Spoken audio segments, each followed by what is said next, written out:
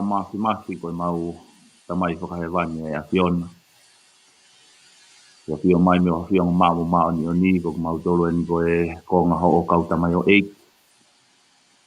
Ngahi ngapa fatongi aku mau pore ki ai mau fotu tu ai ai polo kalama koe ni ngā te mau warea iai bea moe kakai ho mau whonua ngahi whounga. Mau tala no ai ka ngahi tūnga ngā ue o whaiha whakatau mua ki ai. Ka mau uraki tōku ha whakawhetai mo ha whakamalo ki a Fiona. Ka ngahi tāpuaki maongonga katoa pē mo uiu ke whakoloa ki mau tōlu mo mau ngahi whamiri takta. Ae whonua tu ibea mohono whare kai umawhoki e kakai o tonga. I tonga pia pehe whoki ngahi whonua muri katoa pē o nau iai. O mau whakamalo da mai he wani ko hinga koe whakahauwhi ai ki whonua koe ni koe ki motu pe. Pea mei he mahaki whakaauha ai a ukulolo tonga tō i he whunga e whonua. Kai he momeniti ko ni e mau korea whakamato ato whakawhi ho lau maari e. Ko hinga koe polokalama ko manake mau whakahoko.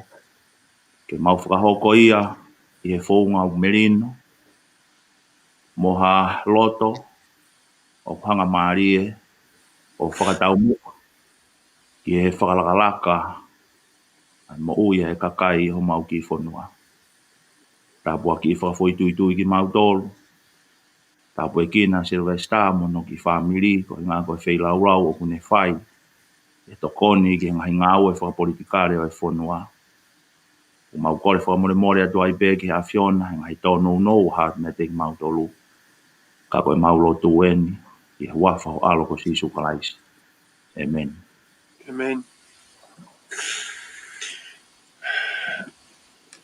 Kore ke u patulo pe mo a o niwe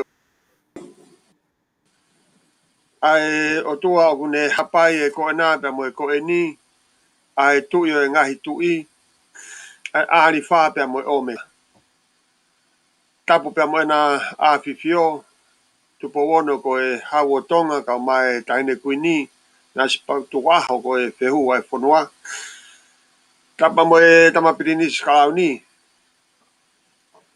tu po to a urkala ko e kaha o e fonua ki he fitu I kuanga ka ma foke hoe ki no pere fonua tapa te mo e paremia ka mai hoe ki minista tapa te mo e se farearea ka mai hoe tapa te mo si ka palestini o e ngahi siasi ka mai si ka fefkau ai au mau pamalo ia ko hi ko e lotu o ku hiki haki ho tau ki fonua ke malu me olunga o hange ko lotu tau whanongoa me haunga whinau ki oa o ku fie ai tonga koto a te ko hi ko ke hao a tonga he COVID-19 ke si matua tau fonua ka mai si ka mata pure kau pure whawa he ka mai ka ofisa kolo pe mo e tangata mo whewhinei fonua tonga koto a pe o mo whanongo tau programa pe mo network a Ikale Vakai Univeesi pe mei he letio Vipon Media a Silvestar tonga pe mei Nusila I he fia fini o fia ma programa I he taim koto a pe tau whelonga ki ai ko hi ku no e whakautua ai tunga mātuan I Amerika pea I Australia a toke tā au whamini me tolu. Ka au ku amo ki atu ke whafofonga I hona ngahi e whare area o tonga ka mafo ke whafofonga a tai mo ki mau tolu si I kai ngā tonga mau whautua I he ngahi whanua Wange ko matol ko no foto ai Amerikani. Hange ko ai ko network ka Ikale Vakai Univeesi o ku whaanga e whakatahat pa mere tio o toa motonga ko tofia aria magasiare naulu pe me sene Australia. Ka ihe tu site ko toa pe hange ko ia ko e poni I Amerikani o ku mau proklama toai pa moe le tio a Silvesta Tonga e ko e pule lului a motolu I hena I Nusila. Te mau fie ai ko hui he ku kei whakaamu pe a tonga tau foni me tolu ke whawhonga ta tonga tapu uruaki. Pe a pe ke a talo mahu inga ke ne whawhonga ia tonga tapu fitu. Pe mo siwa tau wha ke ne whawhonga ta hapai ta tolu. Pe fo ke a sione stake ke ne whawhonga ia hapai ta haua. Ka maa haunga finau kioa ke ne whawhonga ia wawau ta haono. Pe mo Willis unga ke ne whawhonga ia wawau ta wha. Neonga foki ko e kau tangata ko ni unau whaamu kau ngahi wahenga. Ka unau hoko ko e kau kandidati pili tau ataina pe. Pe kohono whakamahino ia o ku ikai ke nau kawati whakapolitikare. Ko hie o ku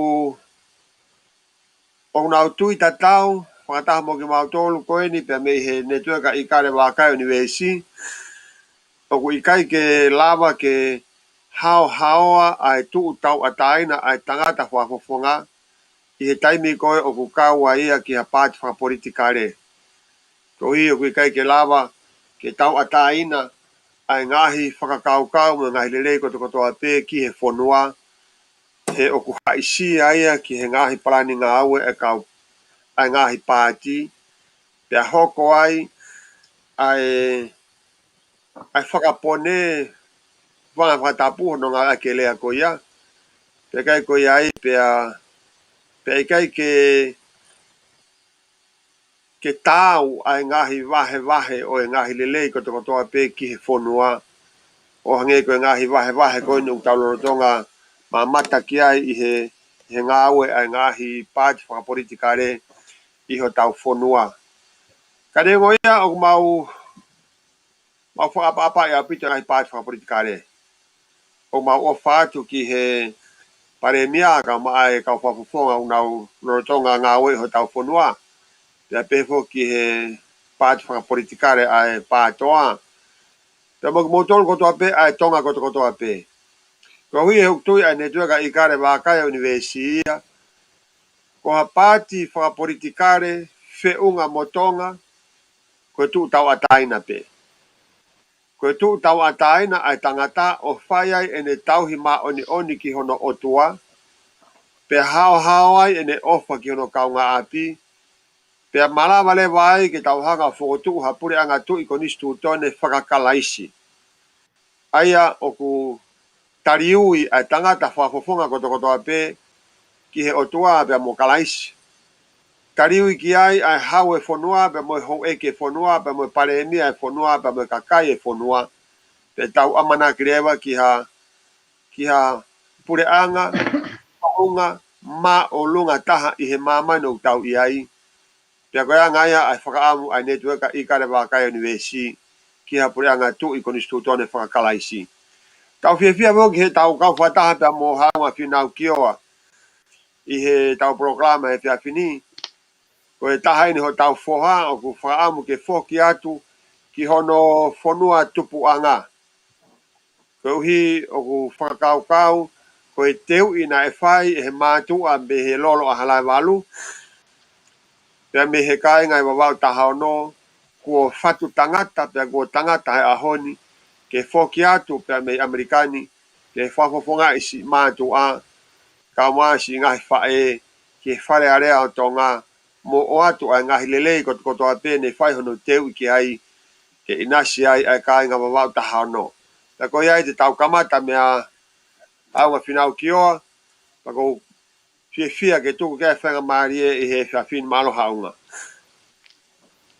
Malo apito mau pea ko le bege u ngā wea kipea ngahi tala whakatapu ko whawhaki e mau he kamataanga i tau pōkalama.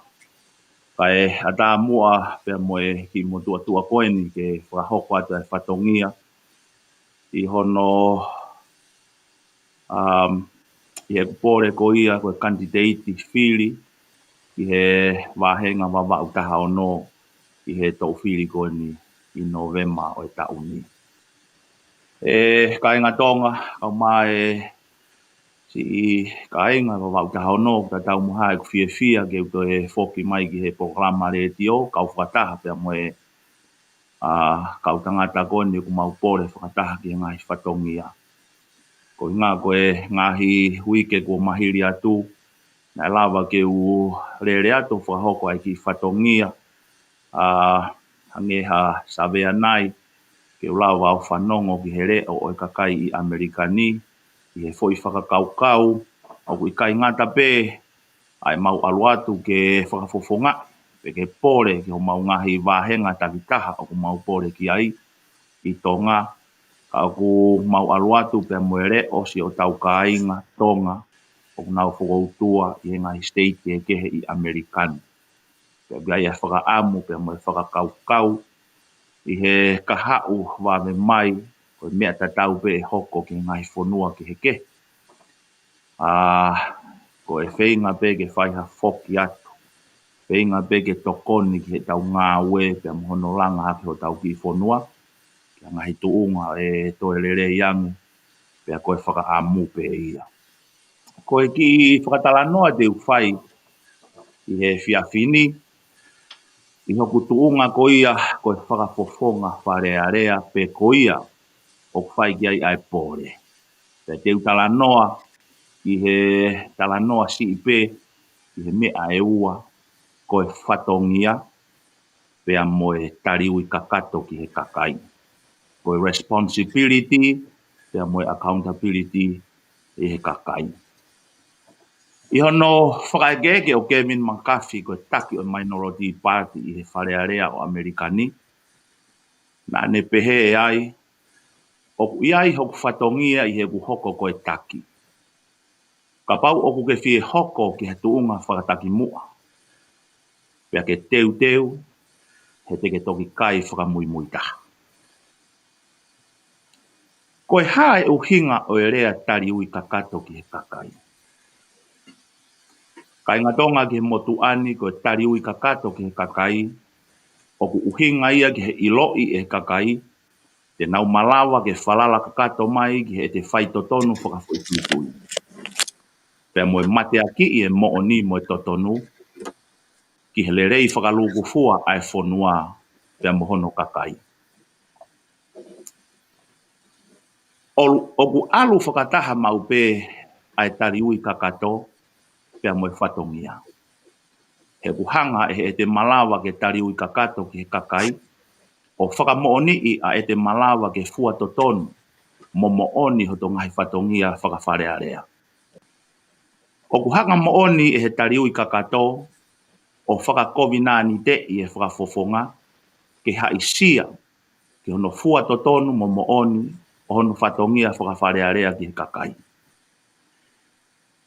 Ka ikai ha whakafofonga tene malawa ke tari ui kakato ki he kakai, o ku taha pē hono uhinga. He oku ikai ke ne tauhi mooni mo totonu ki hono whatongia, mo ene kovina ni te topu tapu pea mo e kakai. O ku lahi e ngā hirea o malawa ke ne whakamatalaki, mo whakasino mai ana tula totonu o ha whakafofonga o ku tari ui kakato ki hono whatongia whakawharearea. Ai whakaapa-apa, whewei tokai aki, mamahi mea, pea mo e loto tō.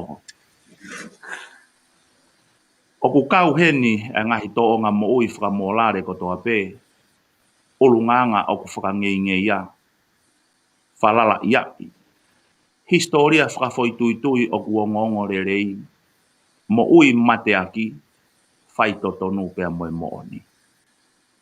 He o ku rerei ange, ke whalala iai kita e kakai, i hano o whai.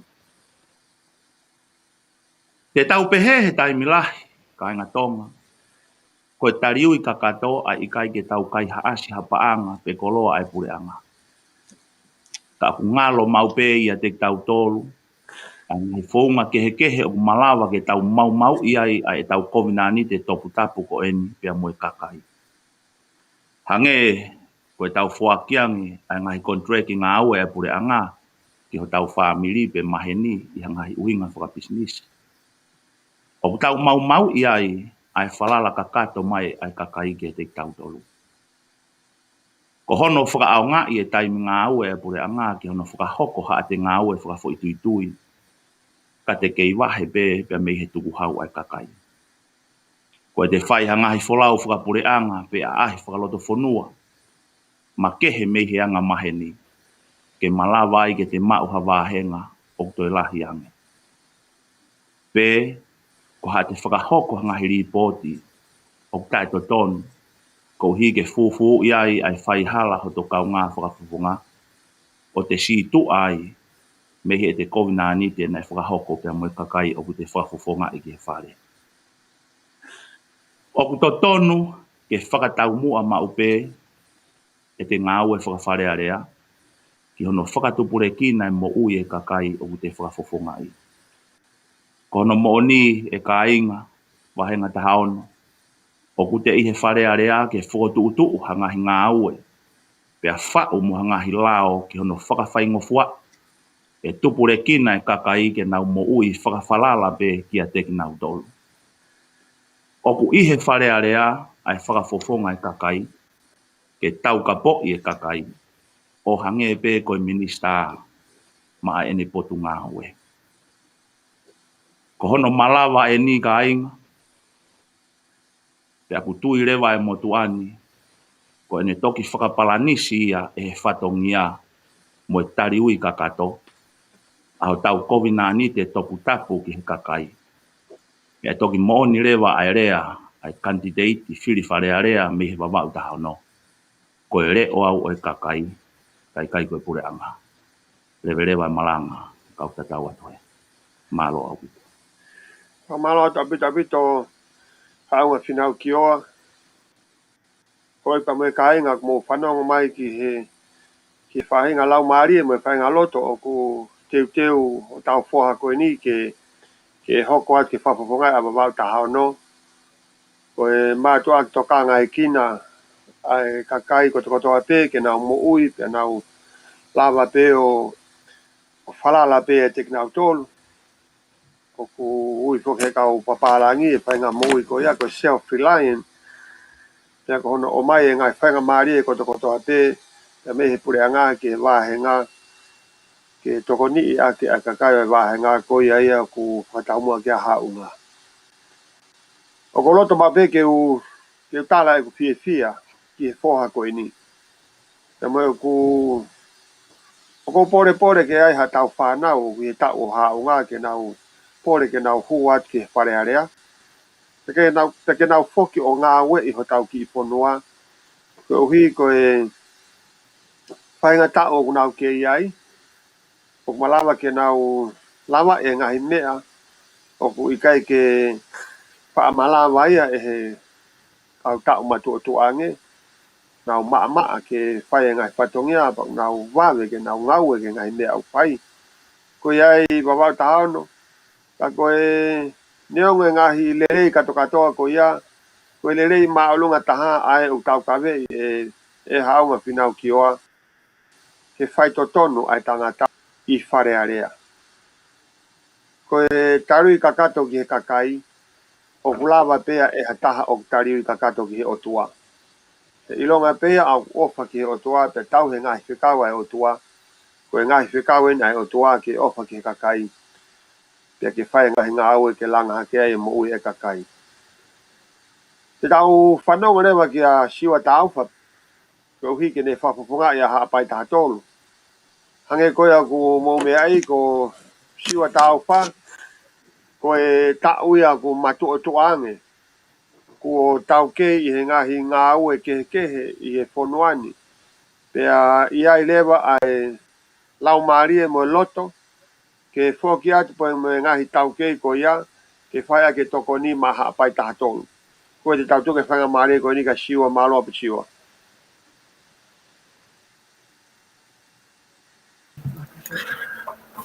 Mabala fa malo te fa Mario ke tu mai ke deu. Fa malo tu gia Silvesta go e fa Mario e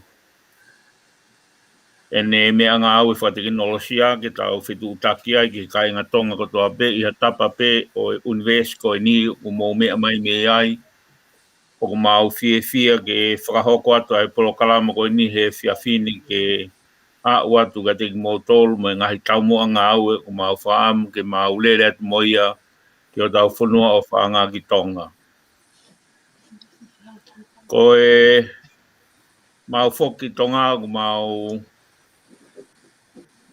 candidate tau ataina pe pea ko e whoki tonga ko e whoki ki api. O ko tui o ko tokolahi e kai ngā tonga o mo mea mai ki he polokalamani. Mo hanga he polokalamani e mau whakahoko atu ki mua. Pea ko tui o ko tala whiri ai ho mo ngahi loto. Ka pau te mau tō he whiri. Pe te mau kei nofo i tonga pe te mau whoki mai. O ko tau mua e motu o koe ni, siwa tau whako apai taha tolu. O kai ke kau e he whakau ai tō. O ko whakau pi au ki he ikuna. Pea ko e whoki ki api, ko e whoki o tokoni. Whatauange pē ku iai ha tokotaha ku mea mai ki he polokalama koe ni uma whahoko atu ke tāla whiri ka pau e. Iaha ni ihi e tō, pe te mau nofo, pe te mau whoki mai. Ko e whoki ki api o tokoni. Ko loto ke ulawi ke haki mea no behe pōni. Ka ko ulo ke whahoko atu ia i. Whaunga ko tui e mahinongo fua bega te ki tau tolo no kātoa. Ne kamata e longoa ho tau pure anga, piko ho tau whonua, me he wafe hongo fulu. Hiri ai whinangalo ai wha i kuonga, pia moe nima i kuonga, uluaki. Ke whawhatongia aki e kau whafofonga o e kakai, ne whiri he kakai ki whare area, ke nau whiri hato taha ke ne hoko ko ha pare mia. Pea whiri e he pare mia, ai kau minista, me kau me mipa, o e kabineti. Pea konoua ki ai mea na e whinangalo mo koi ki ai e wha i kuonga, mo ni ma i kuonga. Pea ke nau whakakau lahi mai e kakai, ki he langa whanua, pe ko e langa ho tau pureanga. Ka inga tonga. Tau ki Vakai i ki he whaunga ngā maheni me he senturi taha walu, o a o mai ki he wāwhi mahiwa. Na e whiri e he tui e pare mia, pea ne whiri e kau minista, me mipa o e kabineti. Pea na ane whakanofo a ki nau tolu. Ko e o awhi hongo fulu. Na e oangi ai whainga maari ki e kau whafofong e toko hongo fulu maa fitu, whataha me kau whafofong o e hou e iki, ke nau whiri ha toko taha ke ne hoko koe pare mia. Pea hiri e whinangalo a ene a fio ki he pare mia koe ni, pea whiri e pare mia a ene kau minista ki he kabineti. Sai. Ko e fo i liu pe ia, ko e founga hono whiri o e pare mia, mo hono whiri o e kau minista, o e kau me mipa o e kabineti. Kai kei whakahoko pe, ai founga anga maheni na tau maheni ki ai, ne kei whakanofo pe e he tui, ai pare mia, pe ane whakanofo, mo e kau minista, e hoko, ko e kau me mipa I he kabineti. Ko e ngahi laktoa ko eni, na e iai pe ia I he whare a rea, talu me senturi taha walu, o a umai ke o afe mahiwa. Ko e fo iriu, ai fo ngā whiri e ngahi lakanga. Pare mia, kau minista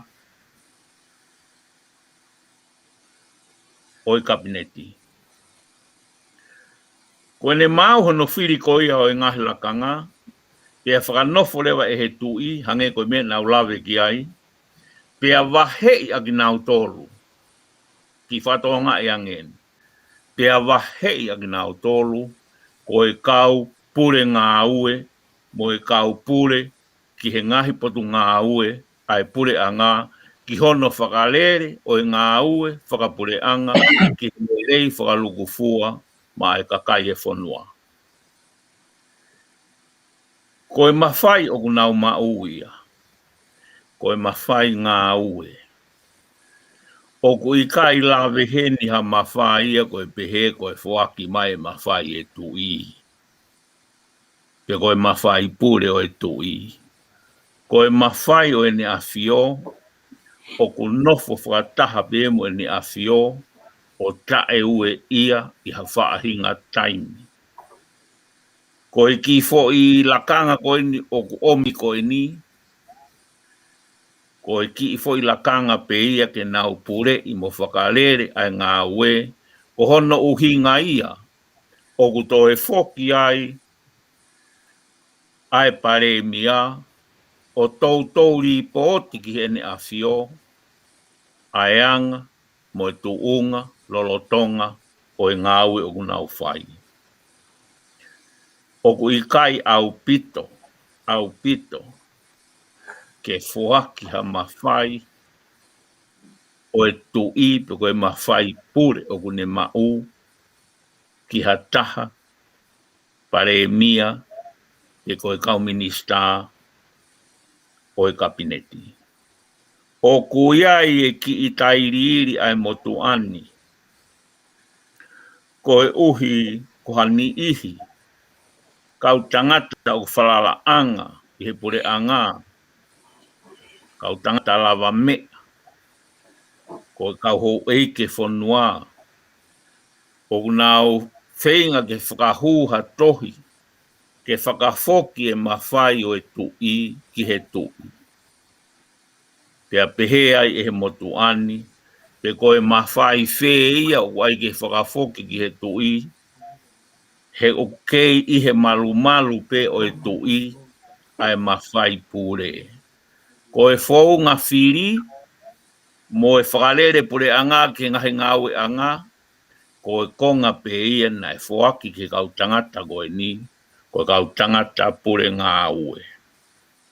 Sai, ka pau o ku pehe, ko e whoi lakanga koe ni ko oange ki he pare mia mo e kau minista, ke nau pure I ngahi ngā ue, pe whakalere ngā ue ai pure anga, ki he lerei whakaluku fua e kakai, tau ku tui e motuani. Na e whina ngalo mo mokoi e wha I kuonga mo ni mai kuonga, ke whakakau lahi mai e kakai ke no whakalere mo ngā ue e whanua, ke lerei whakaluku fua e kakai, ke hanga e he kaupure ngā ue ko e ni, o whakamo mālohia, ai ngahi pure anga whakakolo, o kuiai ofisa kolo mo e pure whakalahe, mo e pure whakawahe, whakataha mo e kakai o nau nofo I he wahe whanua ko ia. Pe koe wahenga ko ia. Pea ine ene pehe rewa, o kutui ai motu ani. Koe mālohinga ha pure anga, e mālohi pe ia o whakatatau, ki he ngahi whakawae o ngahi wahenga, pe koe ngahi kolo, pea mono whakamālohia kau ofisa kolo, kau pure whakawahe, pea a koia ki nau tolu ki he ngahi ngawha, ki he langa whanua, pea ko utui e motu ani, e hoko ia, ko ha pureanga mālohi au pito. Ko hono whakaivia, o o breanga whakakolo, ko e konga mahu inga tahaia, o e langa whakalakalaka whakalukfua. Ko hono hoko ki ai, o totonu ke a ko i e kakai, ke nau mahinoi, ko e senturi o atahaini, pe au totonu ke ririwa i pe mo e tau fou ngā whiri, ke e whiri hakau tangata ki whare area, o nau whenga, te nau tau mua aki, aha noa ko i e whanau tupu ho tau whanua, ke oa te nau toe whakawhalala ki he kore, ka nau whakawhalala ki he whakatupu koloa, ke lava ke nau mo ui pe i a tiki nau tolpe. Pea ka pau e pehe, o kutui e motu ani. Ko e ngawha whakapure ngā aue, o kui he kau takimu a koe ni oi whanua, whakataha, pea mono whakamalohia ko ia o e ngahi preanga whakakolo, whakataha mono toko ni e whanau a ko, ke nau toi matao tāwange, ko e hala ia ki he whakawhalala pe ai tangata tonga ki a te ia. Pea o tui e motu ani, ko e kamata ia ke tau hu atu i he matapā, ke tau whakalakalaka ai, o le reiange i hato e taimi. Ko ua whalahi atu ki haapai taha tolu. Pea ki he tonga ko toa beo mo mea mai he whiawhini ke mau polo kalama. O ku ikai ke mau toi whakaukau mau tolu o hange ko whakaukau hani ihi. O ka mau kato, mea ni te mau toi nofo o whai hatokoni. O ku mau alu pe ki he ikuna, pea koe haho no la, te mau ke nofo o tokoni e koe whoki api. O ko o whalahi atu ke tiki motolo no ko toa mo mea mai ki he polokalama koe ni. Whatawange pe e ke hoko atu ho mo fie mea mai ki he polokalama koe ni. Ke mau hoko atu no whakama ala tu ngahi taumu a ngā au e mga hisia te whalau o mau lere atu moi e ko tau pure a ngā lewa e malanga ka ta tau atu. Malo abitu. O malo da bito siwa tau. Poi pe mo e kai nga tato. E lau mari e o e pare area o kupore ke ne whafofonga i ki taua ma aha apai taha toru. Ko e whoku ki api o ku ia e rea ki he wholau. Te ke heka i he wāpuna ke alu ki ha wheitu pe i ha whaahinga wholau pe o ku ke mao e fia i ho wholau. Ka aku i kai ke iai ha fia e lahi ange, i e taimi koe ku ke he kai ke he wakapuna, pia mahino ki a koe alu ki api. Pia au pehe ai fia ku mau he kau whapofonga koe ni. Tau te whito ki a siwa tau, ke whoki at ki hapai taha tolu. Pia moe tokonaki, moe teu, ke tokoni i aki, ai whonua.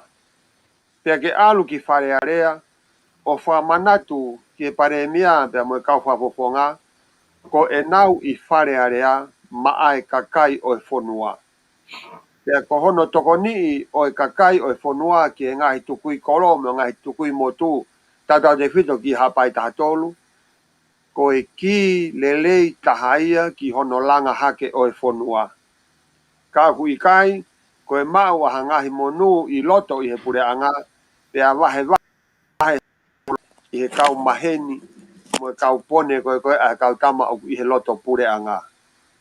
Kono wahe tau o e ngahi monu ia ki he kakai e whonua kotonga, ko e uhinga ia, ai whakaamu, ai whare o haa mo he ofo, ke tuku mai ke kau ai kakai, ki hono langa hake ho tau whonua.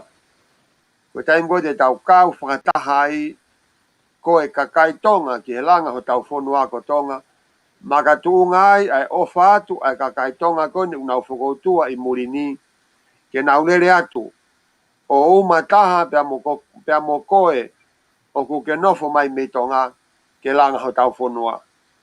Pea kua e rea, koe taimi koe, o aluatu ai wakalahi, o whenga o e aki mo e Vakai e tu maari e ange ai uta koe e i he wakasi i taim koe e whakahifo atu ai uta me he wakalahi. O pe ai whakao mo e kau tangata ko na fulawat me muri ni. Ke na wat mo e ngahi taukei, mo e ngahi lelei, mo e ngahi koloa, mo e ngahi founga. Ai ke toni a ki tau tolu tonga ke to e whakalakalakangi ai ho tau whonua. Pa malo hata pito siwa. Te au ku whakao mo hapai tahatolu ke whai mo ke auangi. I taimini u tau hanga ki tonga tapu fitu. Ko hi ko tau kau pe mo mate talo mahu inga. O ku pole ke ne whafofongai a tonga tapu fitu. Pe a ku ikai ko hatoki pole eni a talo. Wahenga tonga tapu fitu. No fo maupe ai tamayo eki ko ni o toka i hono loto mo no lau marie ke toko ni ki tonga.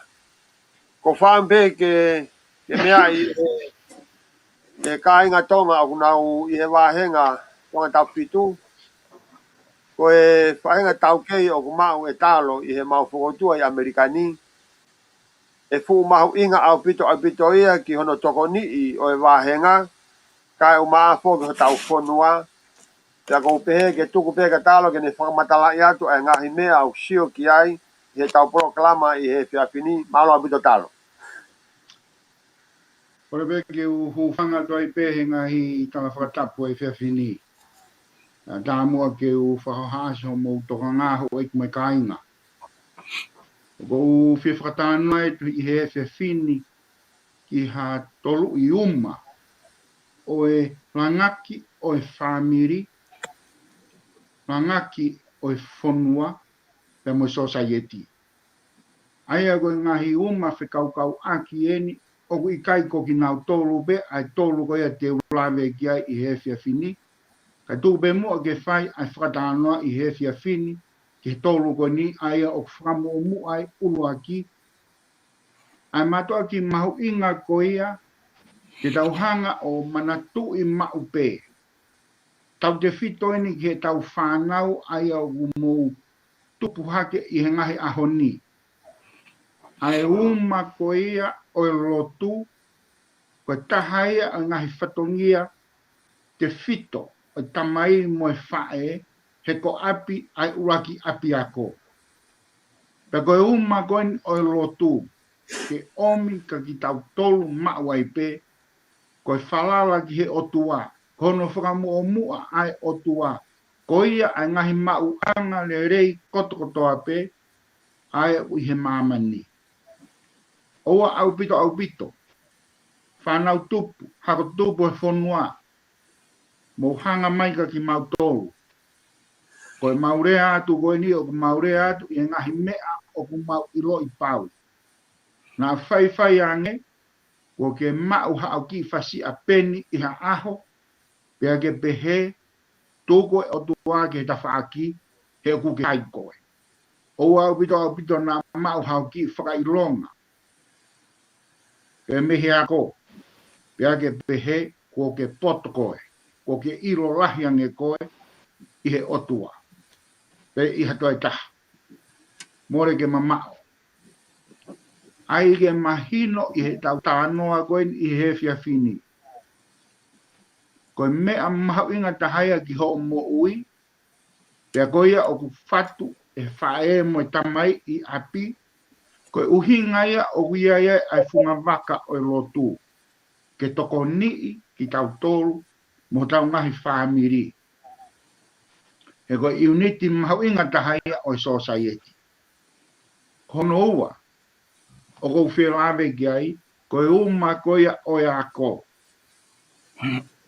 Pōla vei, o hange i he taimi lahi, o me ke ave be e tau whakatokanga, ki high school pe me tau whanau ako koe o i he korisi. Tau ki whakafoki mai.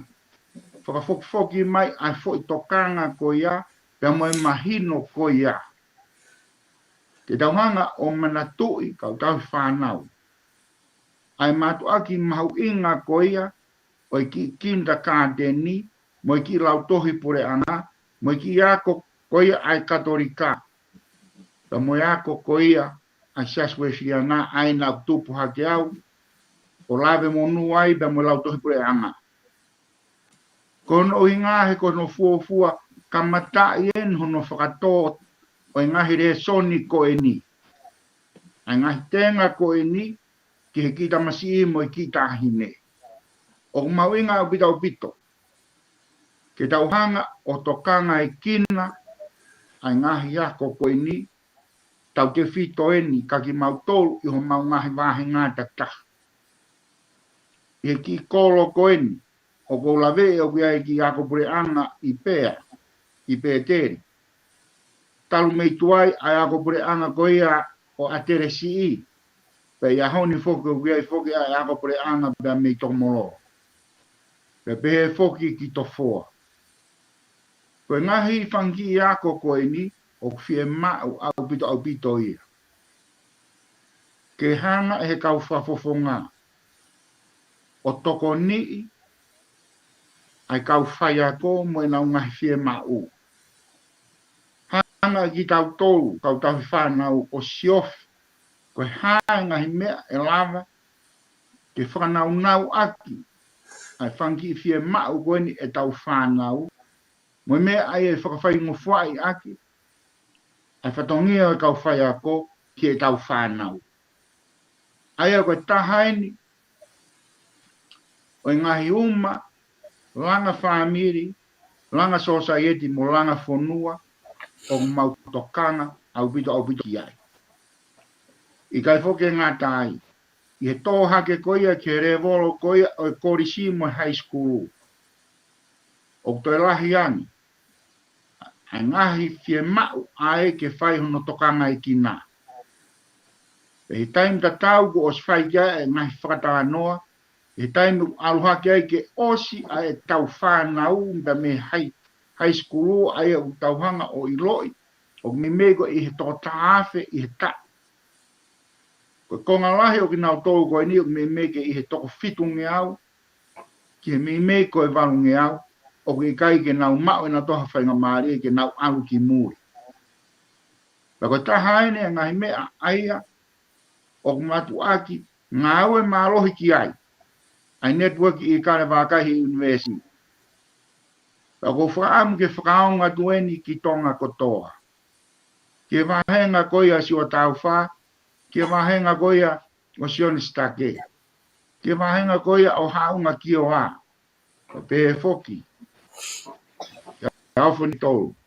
Pe moki nau tolu ae o mautu whakataha koe timi i he network koia o Ikale Vakai.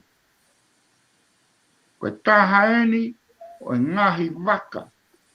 Aia o ku mau ngāwe mālohi ki ai. Ke lawa ki e mau e he tau whanau aia o ku osi e nau wako me he korisipe ko high school. Hanau whainga mārie koe hae lahi taha. Ke lawa ki nau aluai ki muri o hoko atu e nau ngahi whei ngai. Koe ngā koe mahino koe ka te tau tolu. Koe ngahi rerei mo ngahi ola koe koe u mau e he tau whanau. I he ngahi ako koe koe ai ku watu ki muri. O ku aruia, o wau o tuuloa. Ngata anga mamani koe ni, o ku kei mau. Pea hoko atu e ngahi rerei koe ia, ke mama hono hoko mai. Koe tolu o e uma o ku whaamu ke ulawe kia i he whiawhini. Kono toko ni, mohono whaka ai. Ai mau anga mo ui. Pea mea o ku whaamu ke omi he tau tokanga he he whiawhini. I taime u tau tānoa e ka no mikai. O ku mei koe whakatanoa koe, o ku mei nofo ia, koe hā ai tuunga e ka no mika ai whonua ko tonga. O kou fie omi ke tau tokanga i he whiawhini. Ke ki whakafoki mai ange, ai fo i whakatanoa koe ia, koe hā ai tuunga e ka no mika o whonua ko tonga. Ke omi ke wheitu koe ai o ku kamata pea mei ai, pea ku totonu ke kamata pea mei ai. Koe hā ai eka no mika koe ai kolo ko pea. Koe hā ai tunga eka no mika koe o hā te iho, o toko mororo, o tofoa. Ko ha e tuunga wha ekonomika o e wahenga tonga tapwhitu. Ko ngā I heni, kono tofi momo iki ko ni o whakapatonu ke ki kolo takitaha, o ku whaingo fuare vai a hono siofi ko ia. O ngahi, ngā ue, mo ngahi tokoni aia o kulama ke whai, ke langaki aki, a ekonomika whakakolo, ta mo whakawahe. Aia ko hono siofi, whakatata, ko ngoue,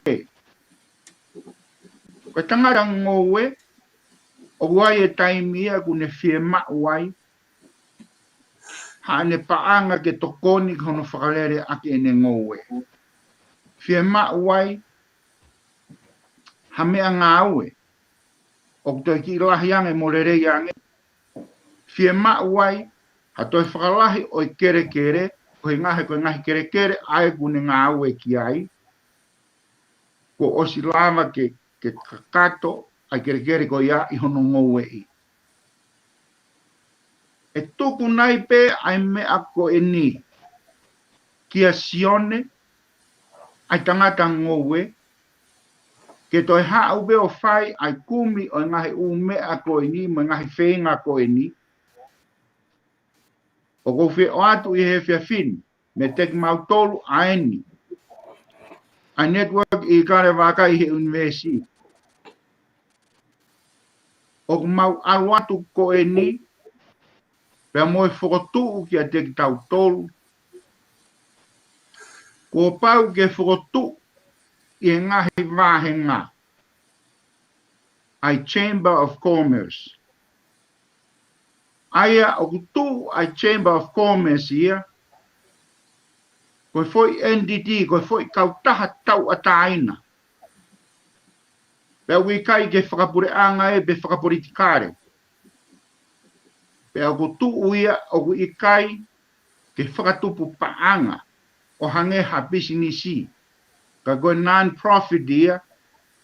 O kulava ke ne whakatupu paanga ke whakalere aki. Ai Chamber of Commerce. Pea whamu whakatupu paanga ke siofi aki. Hangahi mea aia ke lava ke ne hanga toko nii. Ai ngahi pisinisi, ai o kuhoko I he kolo.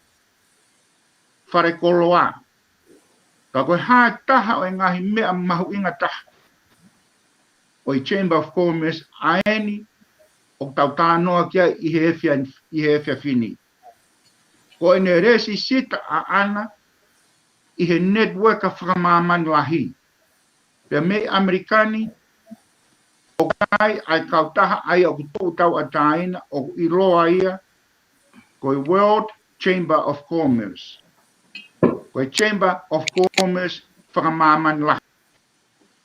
I he time tatau o kuiai ai Chamber of Commerce ia internationally, ko International Chamber of Commerce, ai o he kuaia I Francais. I hono resi sita koe ai Chamber of Commerce ho maungahi wāhenga takitaha. Ke link pe whekau aki mo ngahi u Chamber of Commerce koe ni whakamāmani lahi. O kui kai ke toi iai, ha me aia e taka. I he kau ngoue atonga, I he kau tautai atonga, I ho o hū koloa. A nima mea a koe ai kau whewhine.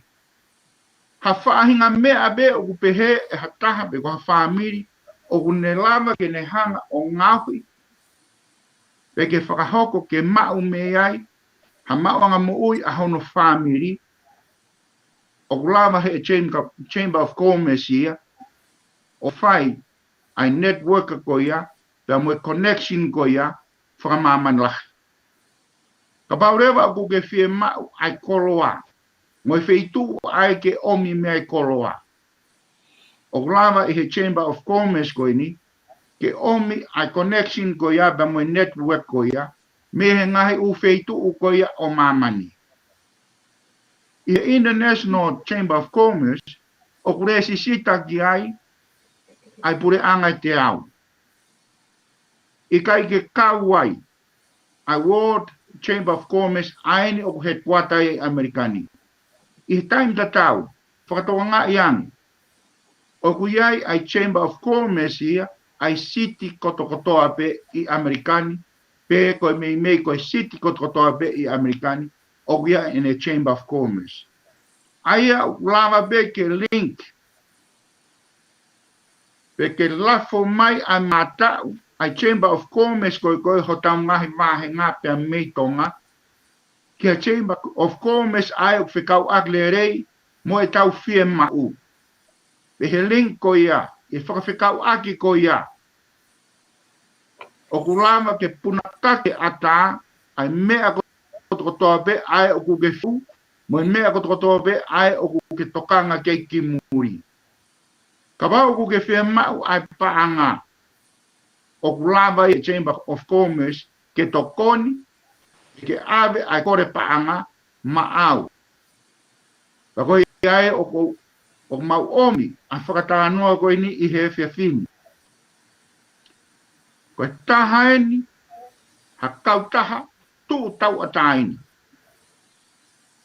Mātu aki mau inga, aia mau aluatu pia moia.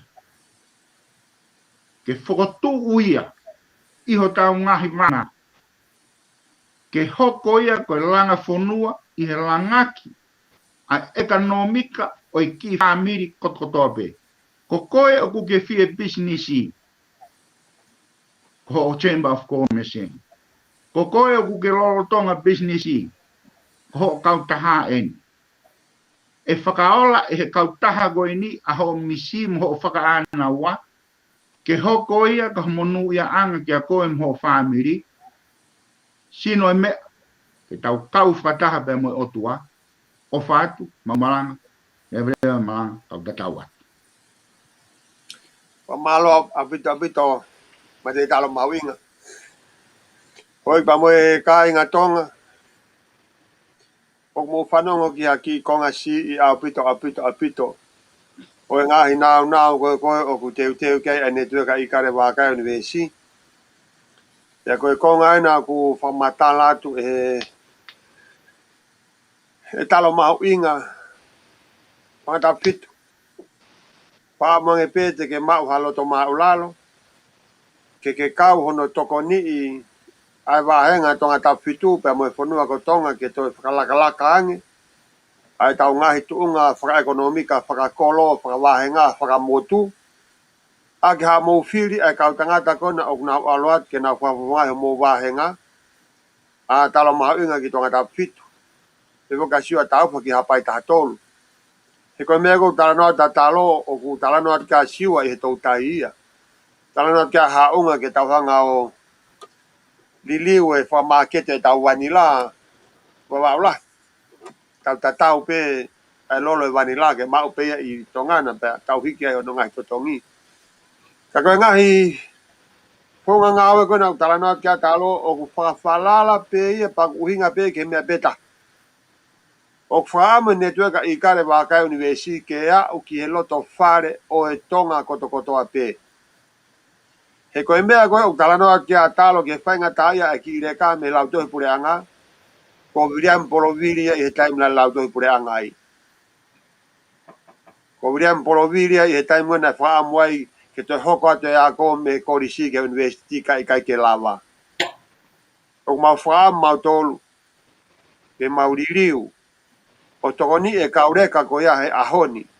Ke nau hao ako i murini. Te mau tokoni ki nau tolu o tatau ai pe ia pe koe ki ireka me he wahenga whe i tonga eiki. Mawa ulahi hapai mo niwa. Te mo eua. Ke mau peke tokoni e tau whanau a tau tolu. He koe langa mo onia o hawhonua. Tala noa kai kau whawhonga koe ni kono teu e tau whanau. He koe kahau e a pongpongi. Talo mau whamalo atu apito. Ko hi koe ngahi whamatala ku ke kamata ke whawhola atu.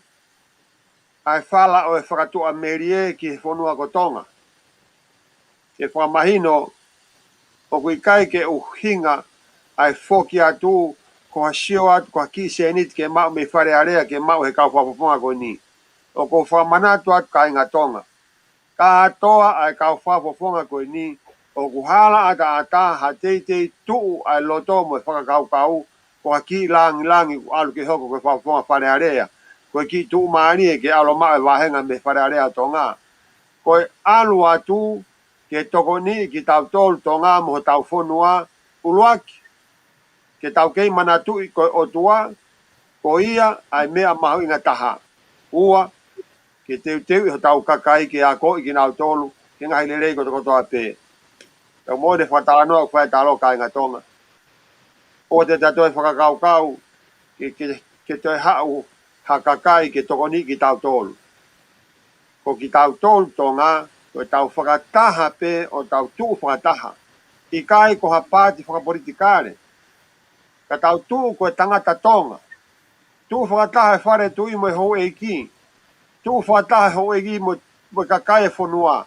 tuu whakataha siasi hawhainga siasi pe tuu whakataha hawhainga pāti pe ko tau ngā ue whakataha te tau langa ki a tonga ki ha tuunga o te ki ai ke iai a tonga talu mei tuai ko taimi ke tau hanga ki o tua ke tau mao hono ngahi tāpua ki mo e kātoa o tua e kātoa ke whakamonui a ke whonua ko tonga pa malo ta pito talo si vesta wha malo ta pito Mamalanga, iyo kau ki lawe atu mua e ku kei mana tui. te O talo kou tokanga atu ke mea na e lawe ki ai a siwa tauwha. O kou tokanga atu ke mea koe na e lawe ki a siwa tauwha ki he waka o ki ai ene viu ki ai mahono wahe ngā. E ai ai whakakaukau ko hi ngā whoko e tau sio koe mei tonga.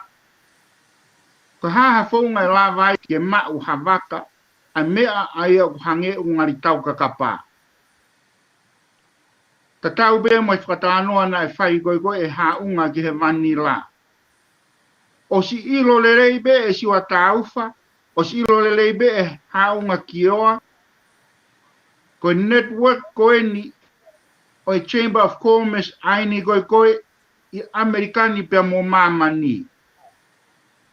O ku hange a hono omi ai ngahi umea koe ni, o ku hange be nai ufanga beha whakatapu, hakume haki i siripa pāpā. Ahono whai ngofua, ke kau tangata koe ni ko hinga he uha, he unau network, pa moe Chamber of Commerce koe amamani, koe fukakai business ia, o ngahi feitu koto toa be mo ngahi kolo, i mamani lukfua. E taime o miai ke koneki ai, pe moe kakai koe ni, o kunau hikinima, mo kaila mai, o kumau fieto koni.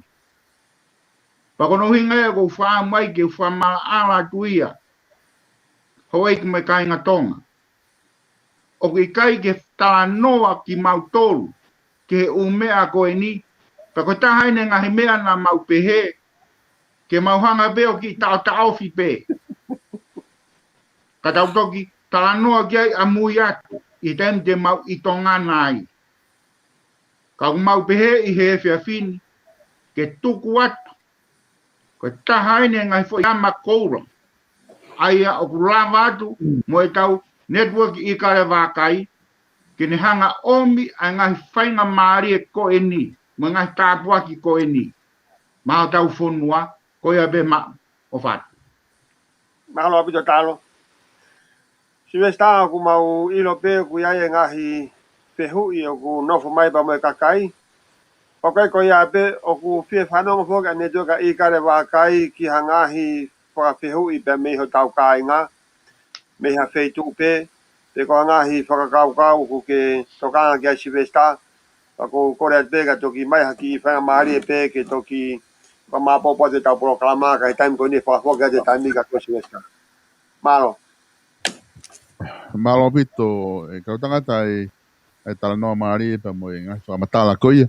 I he tau konga ulaki tau proklama, ko anga maheni pe whoki o tau kainga he konga ulaki ko e ngahi konga ia ko atua i ki mo tole ka whawhiwhonga ho mo ngahi whakaukau ki he anga ho mo ngā ue ko mo whakaukau e benefiti mea he ngahi wāhenga ko ia.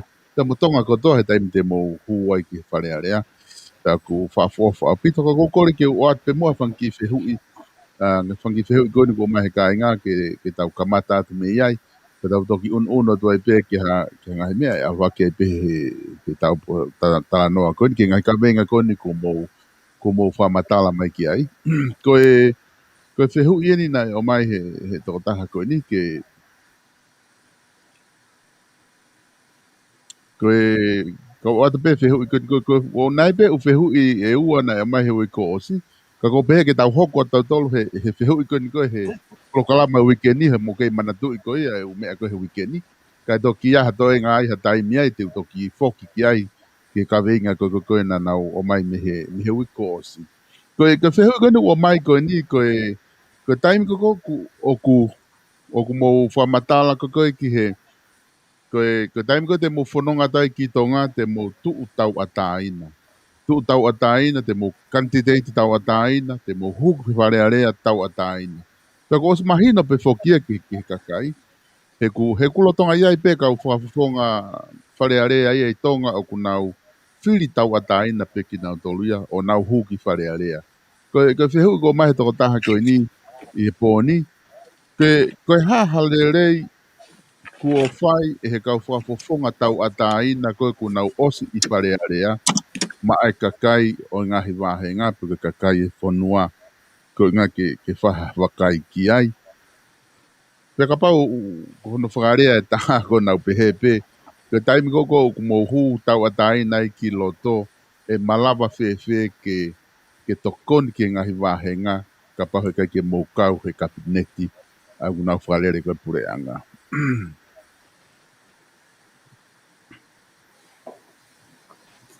Mau sai ki u raki Koi. whakalapa a tuau. U wha hangenia ko hoko ki anga mahena ki ko pau pe ki u tani pi au ke si. Si ta ia Malo tau. haunga. Malo haunga. Silvestar. Malo haunga. Tuku ke whanga ki hiki e tau tala noa whiri wharearea moe whakapāti ka whaitūnga i taha. Malo. Ko ho tau pure anga, ko whehui, o whia mau ke mahi no i he kakai ko hae whakapāti. Koi. Ko ha ai relationship o whakapāti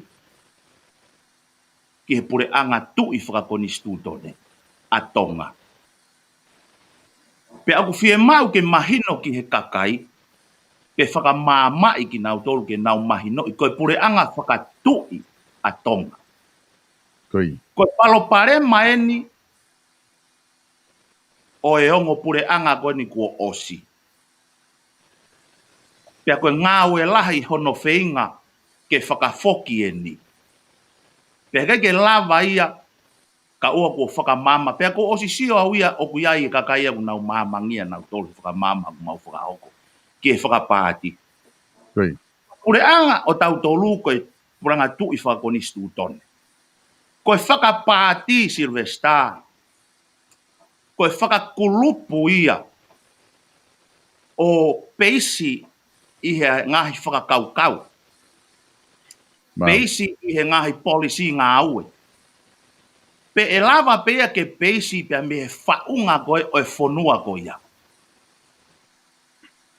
Ko Amerikani koe whonua Republic Constitutional. Pe koe pure anga e kakai whakakoni stūtoni. Koe mea ia o ku malawa ai ai whakapāti he ni. Koi. Ko tonga ia koe pure anga whakatui ia. Whakakonisi tūtone. O kui kai koha pure anga ia e kakai. Te tautala noa pe e Silvestar ki he konisi tūtone. Pea te tau whakauhinga pe ke konisi tūtone. Koe mea ia o ku lere holo ai ai whangaki i tala noa mo e whahinga tui koe ni o ku sasala pe sere muka holo ai kakai ke whakapāti, pia kua si pasika atu nau tolo whakapaheke atu i he tae mahi no pia moe ngahi mea kehe ko ia. Ko ngahi ku whakangofua ia e he ongo pāti ko ni moe ongo pureanga ko ni i he ane awhi moe aho ni. Ka koe foi poini ko whe mau ke mahi no i he kakai. Koe whakapāti koe atonga, na e taimi na e liliwa koe e tupo urua ke pureanga. Koe tui eni a aku. Na e o mai pe ai whaunga nofo koe ai kakai o whau akia ai whakapāti o pureanga. Ai nofo whakakalasi koe atonga ai tui hou eiki moe kakai. Sio oku peisi ai whakapāti a koe wharearea. Koe wharearea oku peisi ai. Neongo oku kai ke tuu ia i he konistu tone. Ai mea kona ku hinga kia kakai ka kulere. Oku Silvesta, e anga fe e tau whakarere ha pure anga ake hafu mea aku tae whakonistu tone. Mona. Pea koe foi whakakau koe o kou whakotua ke hiki ka e tau tala noa whakapāti. Ku osi whakapāti pea tonga ia. Ka ku peisi hono whakapāti me he whaunga e nofo mo e custom o e kakai. O e whonua ko ia. O kui kai ke peisi a Silvesta he ideology. Wow. O ku loto mai e kakai e koe ni ke tau ngā unu ke veuki e tau nofo mo e tau custom mo e tau culture a tau tolu. Veuki kotoa ia kai toi whakotutu fo ou. O toi whakawhawhaahi ki tau tolu. O ti peni he idea. Pe aku hoko ia tau sio ki ai. Te ki ai ke ai ha taimi i tonga e mo vete ai. Ai ngahi whaunga o e family. Whaunga o e tau nofo katonga. Ka koe taimini. He ku whainga e whainga whakakaukau te mo ka alati ka kato koe ni. Ke teke mai ke toi whakotutu fo ou ki tau toke ngahi pāti o peisi he idea. Ka kui kai koe tau culture mo e tau custom ko e tau tolo. Ai a kou pehe ai. Pea whakamore pe kai ngā tonga.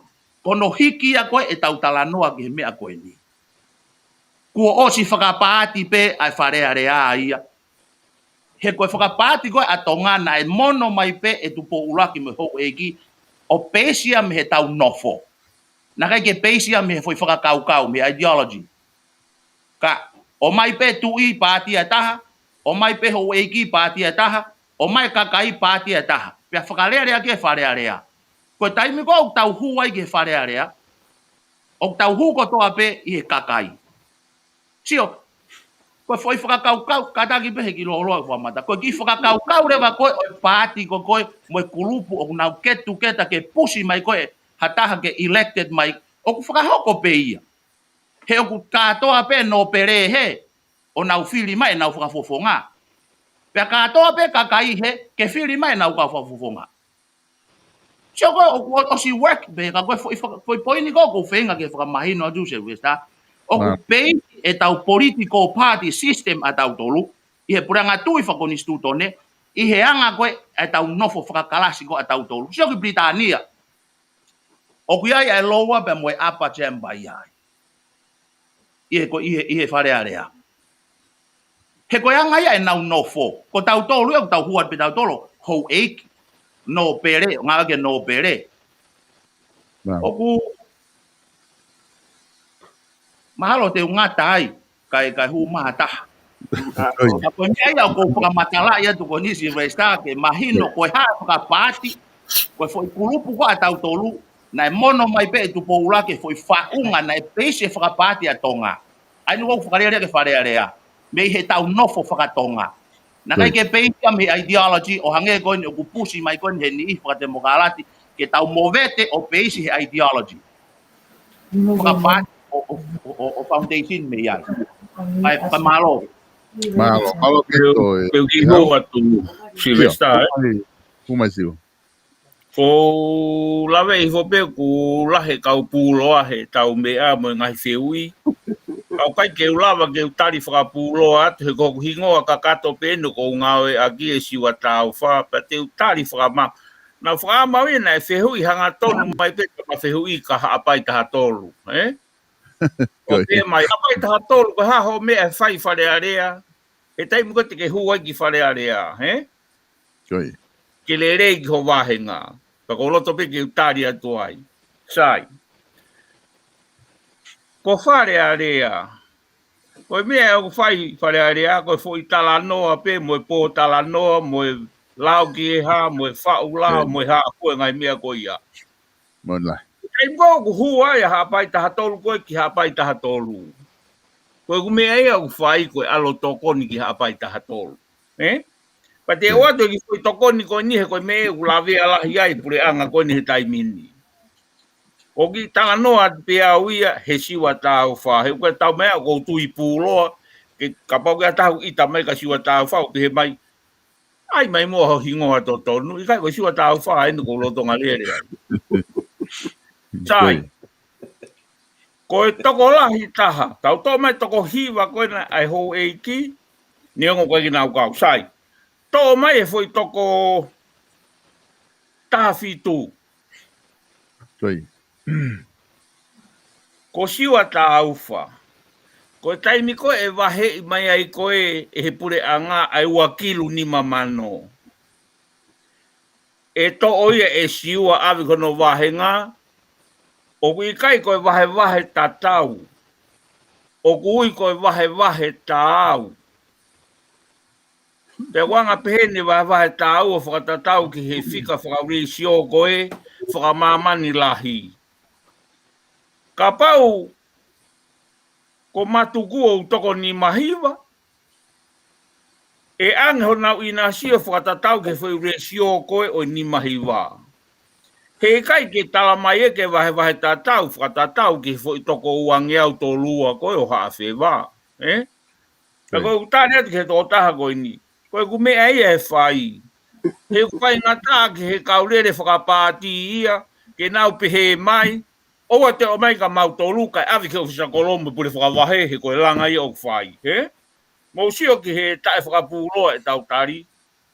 Pa ko whakamore atu pe, o kuhanga he tō taha whehu i, o whakamāsila i ki mau tōlu, ke mau tō e māsilangi. Ko ia pe siri we staff whakamore atu. Malo pito taripi aku. Aku teki ngata hene maari e taripi atu e hangatoni. Malo pito e haunga pe mo siwa. E talo ko aha o tānaki mai ki he whakaukau koe ni. Ke fwoi ngai tefto i whatongia o e hoko koe whakafofonga wharearea. Koe. Pea ku kawai ai wa i whatongia koe ni.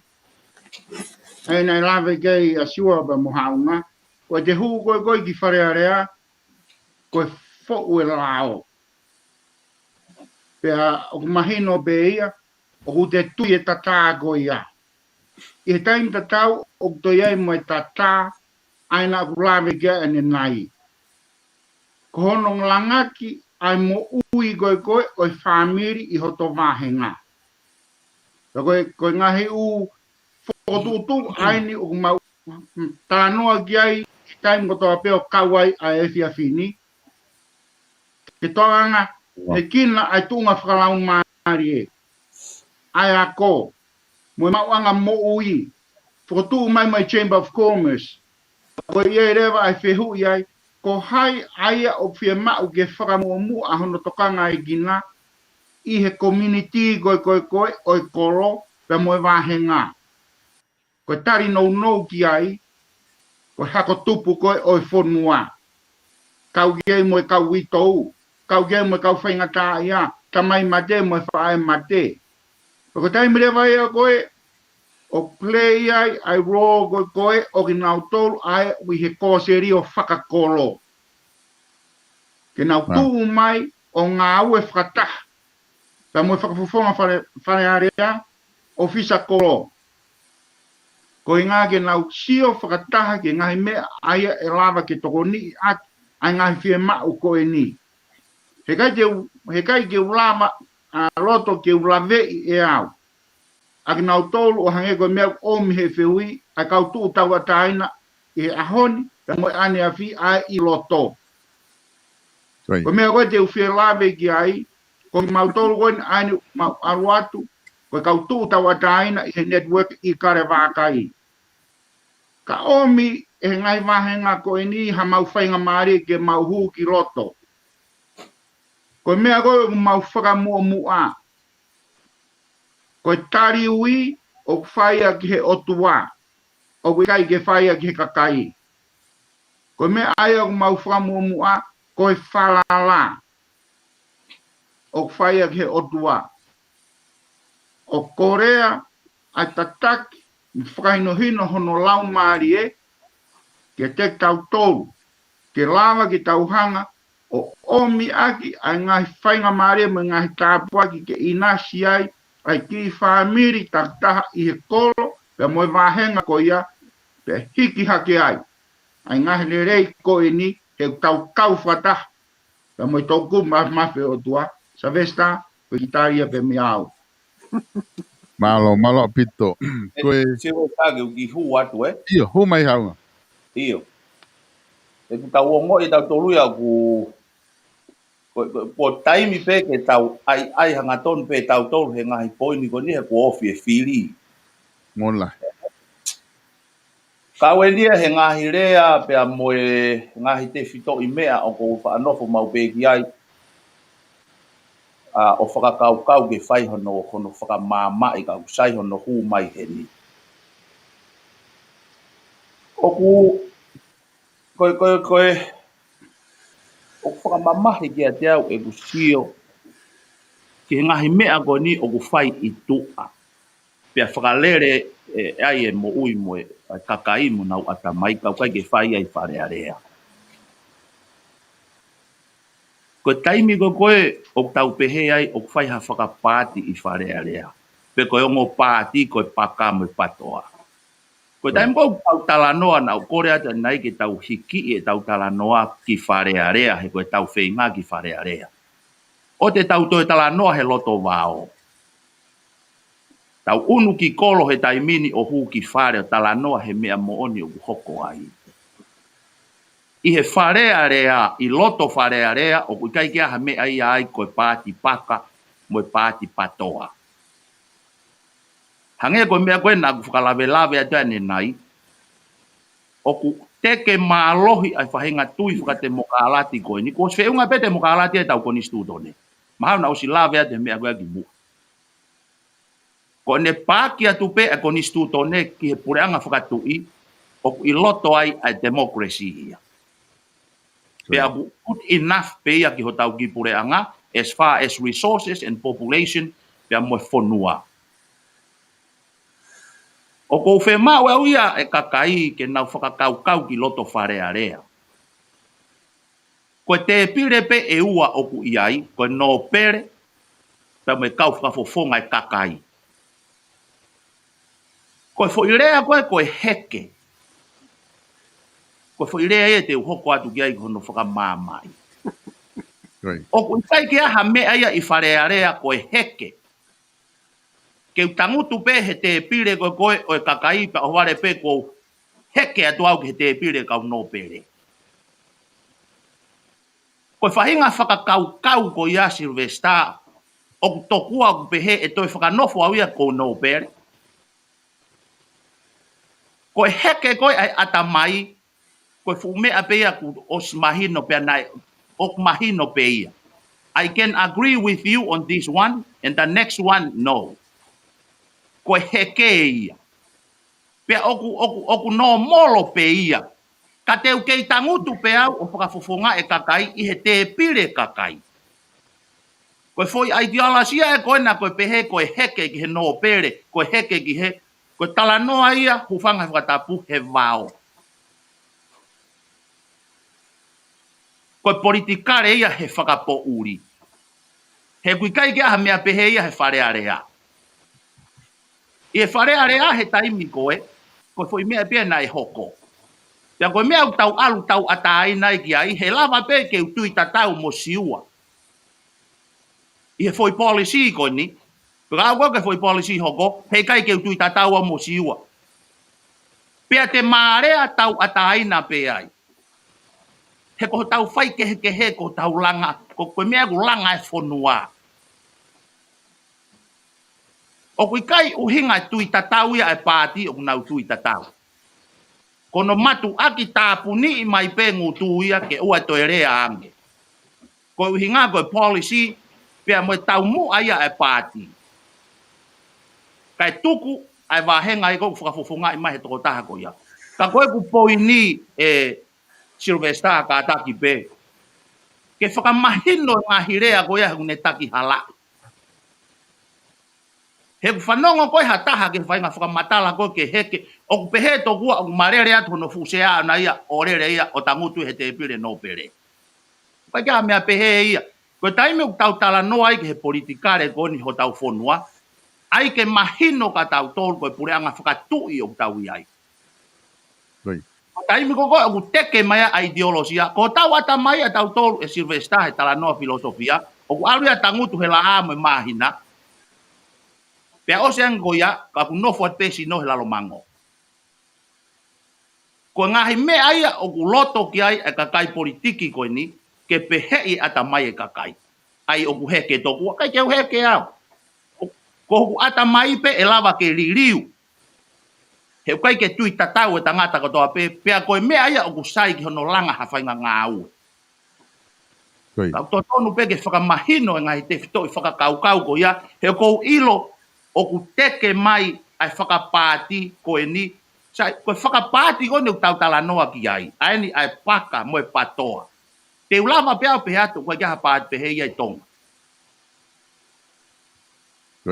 Ka alo kumi ai mea ko ku resisita ai, koe ke resisita ai ha patoa, koe ke resisita ha paka ai. O ku resisita ai he hingoa kehe. Kako taim ko tau tala noa profesional pe heni ai, koe ke tau tala noa tau hingoa whakatene-tene. Ka koe poinia ko whe mau ke whakamahino ki he kakai, i he now very comfortable ke tala noa whakapāti, ai ke ilo i koe hae pāti, koe haa ai uhinga, ai huunga mai e pāti ko ia. Koe pāti ko ni o tonga koe tui mo no pere pia mo e kakai, ko hono huunga, na hau ia me he whaunga o tau nofo whakatonga. Ai ni ko ni o ku whe mau he pāti koe, o ku hau me ideology, ke ne vete veteki. Ke hoko pe tamaia, koe fo i tangata pe ia, koe fo i person pe ia, not more than that.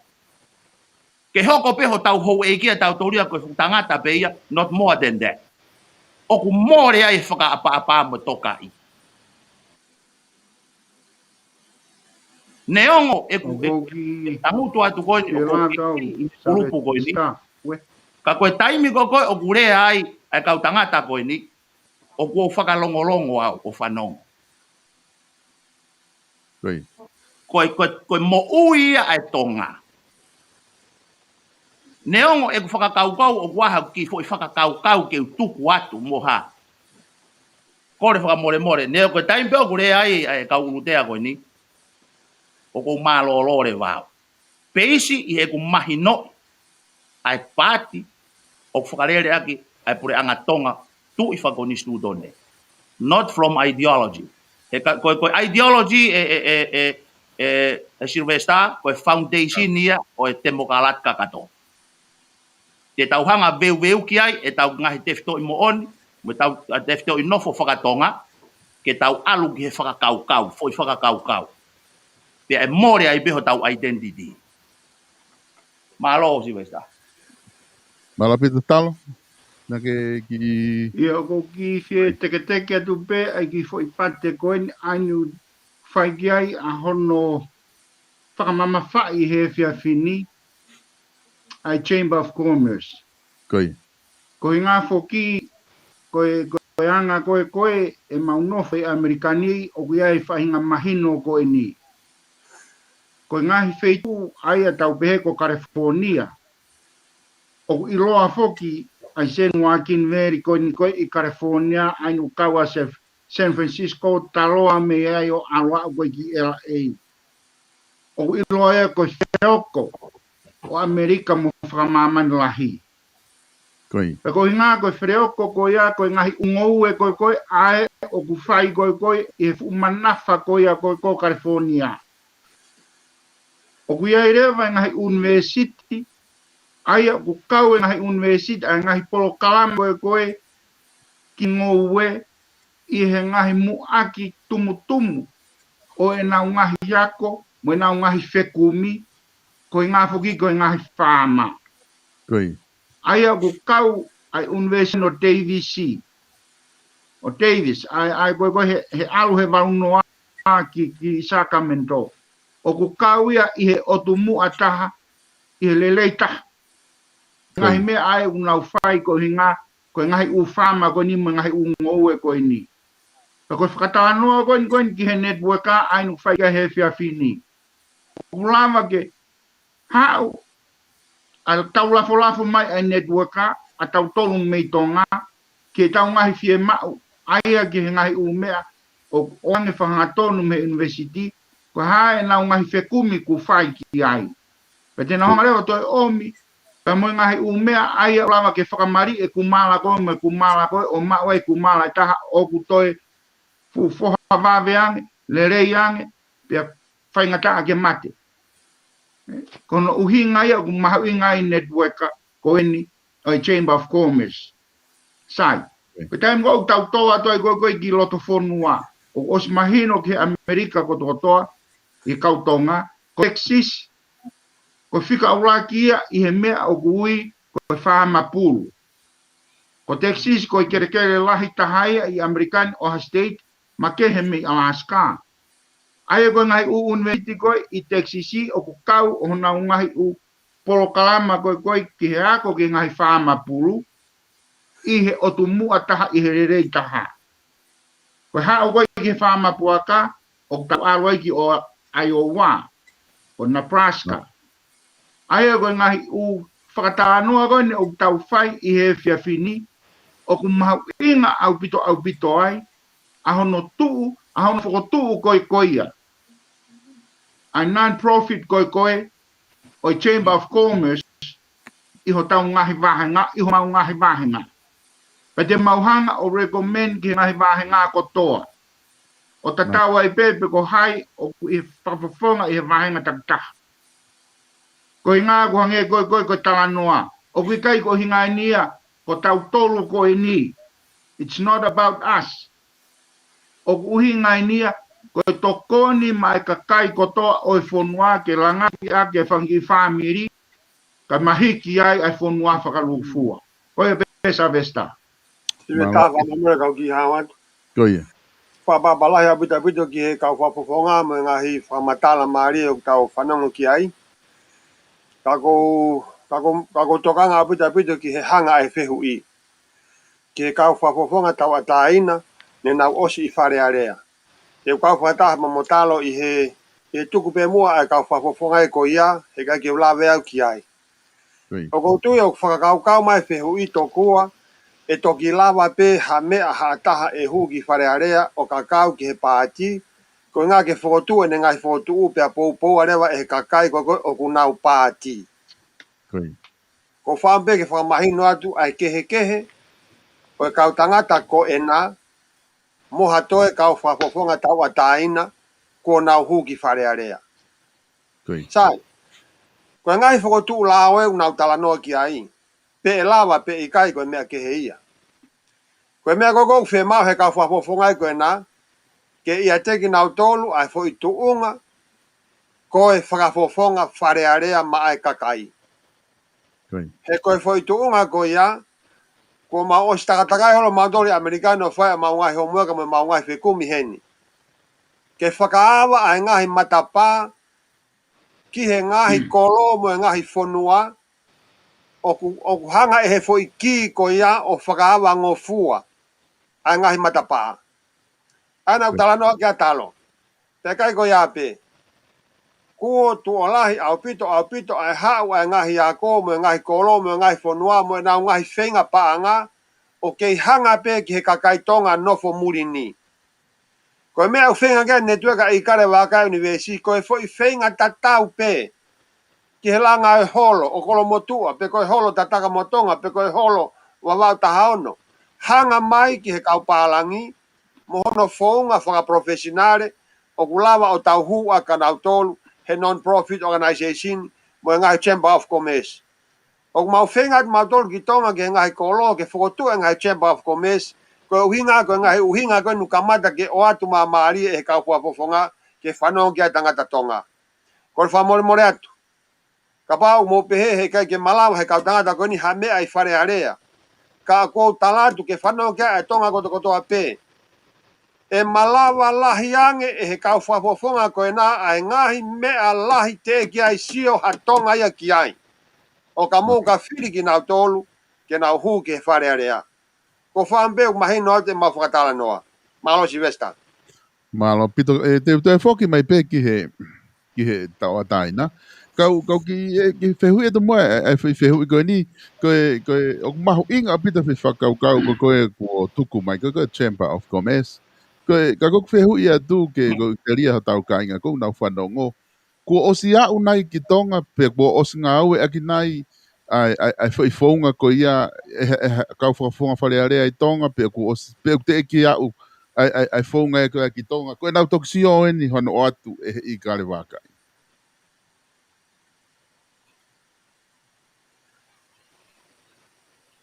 Kia te awha fo tu si Vesta o te ke ulawe e auia a tonga. Ia. Mo ngai fo tu ne nau oswai. Pako tui koe kau tangata koe ni pe kua hanau lawe i ki ai. Kau koe ke peisi ia pe na e au ki a tonga pe kua se au ki a tonga. Koe ngā koe tau kei koe maha kau tangata koe na. Mana tui nau lere atu nau tolia mei Amerikani mei fonoani. Mo whainga tau kei koe o ilo lelei au pito pe e haunga mo siu a mo talo. A ngai mea koe ia. Malo. E Silvesta ko tui a uia i he whahinga fōmu pē hange o whaamfua Silvesta tēm tau tala noa i ke ngai mea koe ni Koe. pēa oua e ai ke no fomau pē tau whakau i he tau ki whanua koe whanua tu i whakoni sutone mo no ki kakai mo e lahi. Koe. Ai ngai tā noa whakalakalaka koe o mautala noa tu ki ai o lava pēr ke motivai ai koe ngā welahi aku mau whai ke fit ini pēr moho tau ki pure anga. Koe. Pēr moho tau ki, sio te whataata hango tuani ki ware, te utari hanga tōna, o kai kia Chamber of Commerce e tuani ki ware. Koe. Nā mō wau tā hono. Mahalo ke ki whakaukau ofi pē ki ai na e whakahoko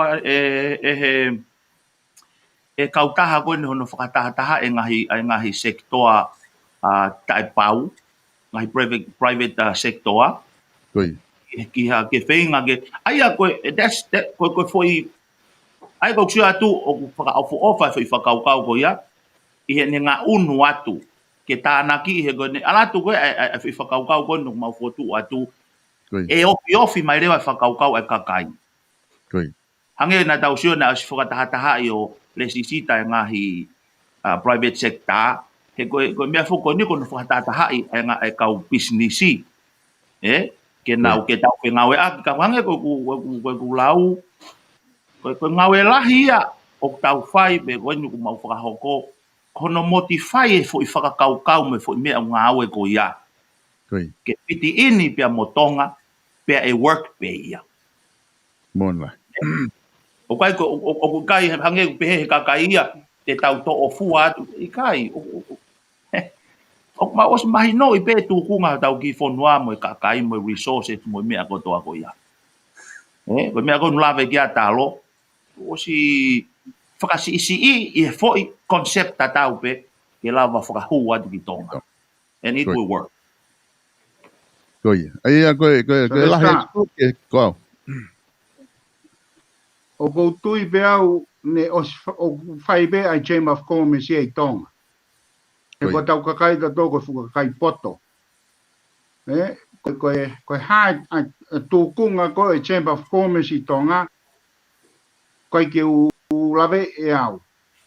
Koe tūkunga koe ni mo whakawhaunga koe no e Chamber of Commerce o whai kia tāno he whiawhini, ko hono omi ki e kolo pe mo e wāhe ngā. Ke whakahanga tonu ai toko ni ia, ki whamiri, pe i he kolo. Ko manatu hea ke mea koe ni, ko hinga ko haunga whoka kui Alaska.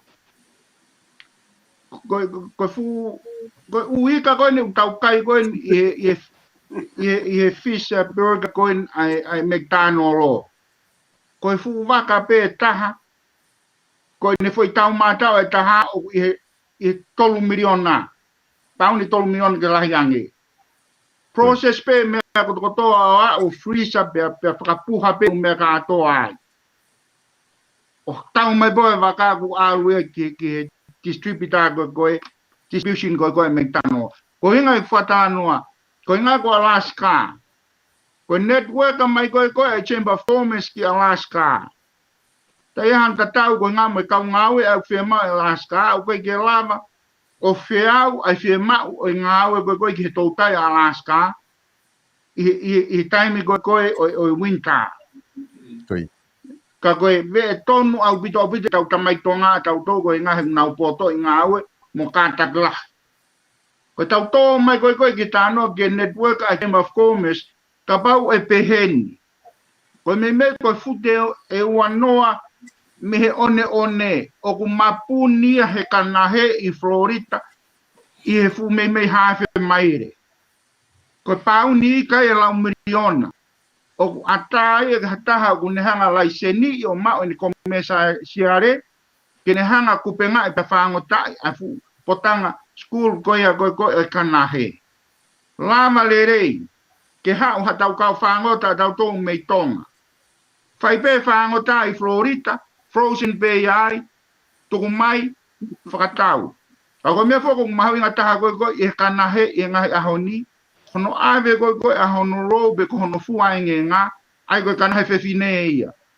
O ave koe whakatau ke susi koe a Japani ai o paanga lahi. O pehene anga o whakatau noa koe ki he network koe aeni o Chamber of Commerce ke omi ho tau kakai o whakailo ka ki nau tau ai u connection koe ni pe ku lava pe tangata tongai o whai e mea koe po koe ki kolo koe ia pe koe wahenga koe ia hau pe nau tau whai whai ngawe koe ia tāna ke lau kilu ke lau miliona pe nau whoki ki tonga koe whakatano ai o Chamber of Commerce. Mari. Kono le rei whoki ko hinga hei koe e te tau hoko atu koe ngahi polokalama te mo te talanoa peki ai, talanoa mau peki ai pe mahino le rei lewa ki he kakai e ngahi whakaukau hange koe ia ku mou osi talanoa ki ai. Koe kapau e o mahino le rei e whakamatala kone ku wha o mai kone ki moto hange whakamatala o mai haunga koe kone stu tone tau mui ki ai o mahino le rei pito u whakaukau koe ia. Koe os koe tau ririu koe wafi hongo fulu. Koe whiri whare area koe ia. Na e lawai pure ia e he kau tau ataina. Toko lahi tahana e huki whare area na nau tau ataina pe nau tau. Hua tu koe waftafa na ki toko lahi ha ke patoa ka na ke majority pe kau tau ataina he nau huko ia. Waftaha fitu. Hawai ki he wafe konga kone waftahiwa. Mafuri le vai a pure ia he whakapāti. Idea koe whakapāti. Nere ta el whakalao pena toka na pure na toria. Ai majority koe whare area. Koe whehu I whukania ko whehu he dainimi. Koe wafe hua taha e huu ki whe. Ku vilo ko ia e te whoki ki he tau taha pe e whoki ki he. Pe kei alua I pe whakapāti. Koe mea ni whai kia ho haai kau tangata. Koe neongo ne tae whakalao. Mo kai ke tatau me koni stutone. Ka pana mo te mo whakamanata whakalere pe mo tole whamea koe paremia. Paremia kone ahoni. I whare area. Koe whakatutu ai pure anga pe mo e pati ai kakai. Ke whai e fwoi mea koe pa ai mai whi pacheti koe ia. Ka pao e hufi ha whare. O ku whengawe ake pure anga pe mo e pati ai kakai pe mo e ha. Sia o ku lere tai whakalao pe ka ku ka kala noa pe ia me tau kau taki o hange pe ha fwoi mea whakalao. Ka ko ngai ko famu ke fehet ka mo tolu he ku tui ko e tokolahi ki whakau ko ni he kai ke fai ngofua tau hu tau taha he aluatu ko ni he ku fu malo he kau tama guai mafai e nau teke ko foi idea ko ni ku talamai haunga ko ideology ko ya ko whakapati ka ku nga unu foku mo kau hanga kau po e patoa nau lere e nau langa whare e na tau me tokoni. Lere kau popo ia e pate kakai e nau mea nau tolu ia me pure anga o uki mo. Ko ngai ko suatu ki ai o ku ai ha mo palani ke konga ko ha ho mo whakaukau ke te kolo ke whiri ko ne wape wataha. Ai whakaukau ko ia. Koe e solo. Koia. Oku whaka au bito pe e nau mea nā tau whaipa ko whakapapa i pe eo. Koi. Te uhu pēu ki loto i he whakaukau koe no kou tāwātu. Māri. Koe ideologia koe nā oi pāti koe nā. Ko hono mea ngā ue pēnā ku pusi aki aina kou whakaau ngai. Oku ikai ke iai ha whakakaukau, whakasistemi,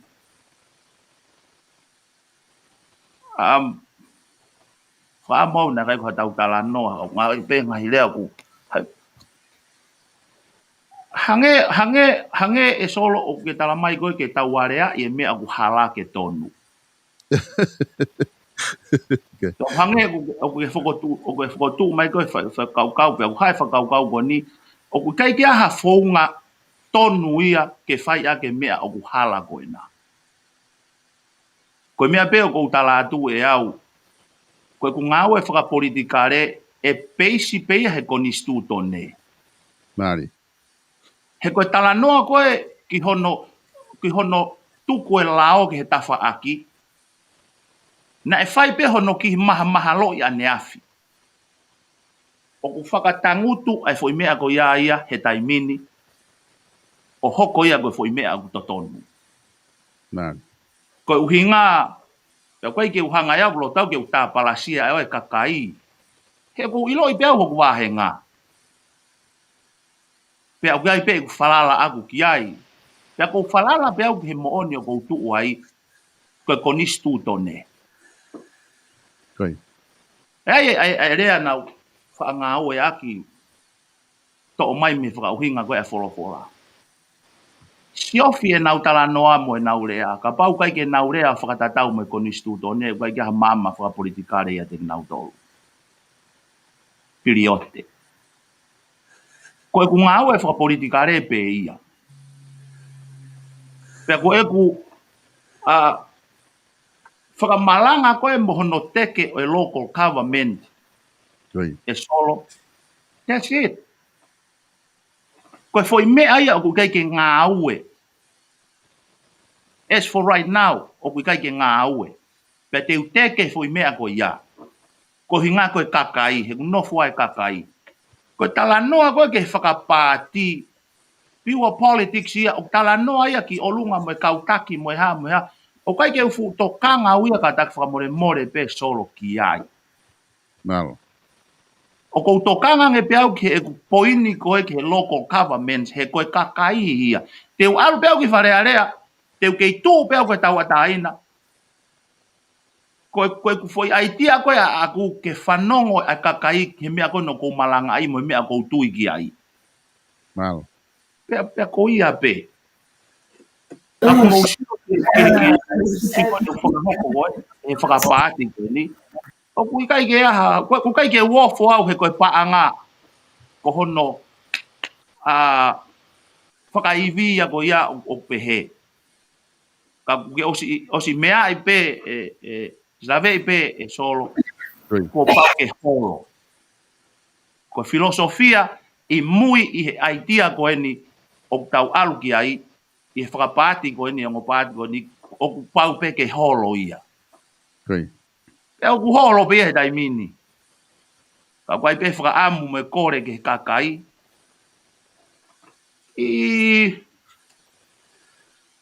Ki calm down pe o whakakaukau ke ngai mea konu mau whakotutu atu.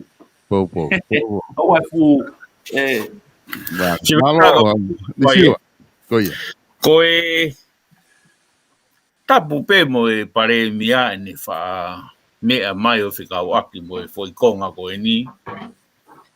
Kau te ke usiwa au ia ha mea ku pehe ku aluha ke hala ia tonu pe ha taime tahai pe tonu ia whakahala. Ke? Pe olo tope ke a watu e ni ki tonga. Koi. Ka pau ke hata hau tāla a he kau mamata, tai peke ke whihui ki tonga. Ne o si pasia ki mua ke whokotu e foi committee, ko corruption committee. Koi. Mai ule anga. Ke nau whai hanga au ke corruption, pa nau whanga whaka ilo ke mo ua alonga popula. Koi. Talu e kamata e whakamwhemea aki koeni a tangata taki koeni pule anga u ango i kei fo i mawhai pule ngā ue. Te kei ke whanongo me iai, pe te whanongo me he minister baanga, ko asi maha fo i patseti, ko i patseti mai komiti koeni. Ikale.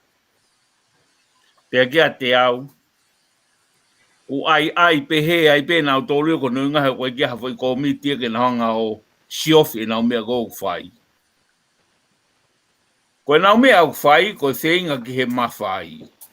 Ka ko kia ha mafai, ko mafai nga au e ta be hango me fa la ve gai a wa u ta han. Pe ko me o go mana wasi ki ai. Ko te fito i fatongi ai e to hongo fulu ma fitu.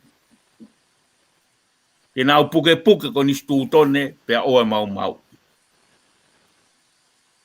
O toto ni te tau te tu te tol ka taha ure mai ko nga mau lo tonga mau pe ko ni stu tone ka na ule pule anga pe na to. Ai ko ki me be o ko ki fala vela ve de Silvestra. Malopito.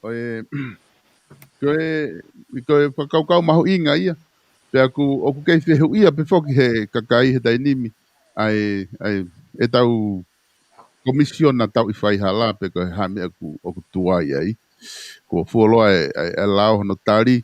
Na u whehu i ki he ekpare mia tohi whehu. Ki ai i he patseti kone wafe wanoa. Wafe wanoa wataha. Na u tohi whehu i ki ai pia na o mai e tari ofisiolo e pare mia mi tonga. Ko whehui ki ai he nakai ki whakatonga i he patsedi he aho ko na uwhanongo he patsedi e komisiona tau i koe whaihala pena e tari tohi mai pare miao ni tala mai na e ai whai ono kilu na nau patseti koe patsedi ke tau i ke he komisiona tau i whaihala i he patsedi ko ia pena na weke hono wa ki ai ko hak tua ia he no whakanofo pene tari mai koe whatongia ia tu i pe mo whatato ko ni ke nau whiri ai komisiona o ku kai kia hane kaunga ki ai. Ka koe ngā pe ke kau whanongo, ka koe te uku kau kei atātu pe ai whehu i koe na tau talanoa ki ai, ke mō lawa pe talanoa mai ki ai, i he tawhaaki koe ia, koe pare mia pe mo kau tau ataina, ka pau e kai, pe te watu haki whehu pe mahareta, ke Eu whaos. gila tu Silvestra. Koe ia. I he poini be ko na au ge ge. Ai. Koe ia. Ku fei ngā foki ke whakafofonga e wāhenga. Koe ia. Tau o silo wai wakilu ni mamana o mai he tau. So ge hupanga ko ia e. Koe ia. Tau e whāu taha miliona. Ko so ge hupanga wai. Hupanga ko ia o kai ke whie mau ia ke ukau ka hapati ka toki o mai. Koe. O kulahi a noa au pito ia ke whai ake ku ngāwe. Whakataha mo ngahi resources koe o mau whakaama dua ke whakaawa me Amerikani ke mau ngāwe aki.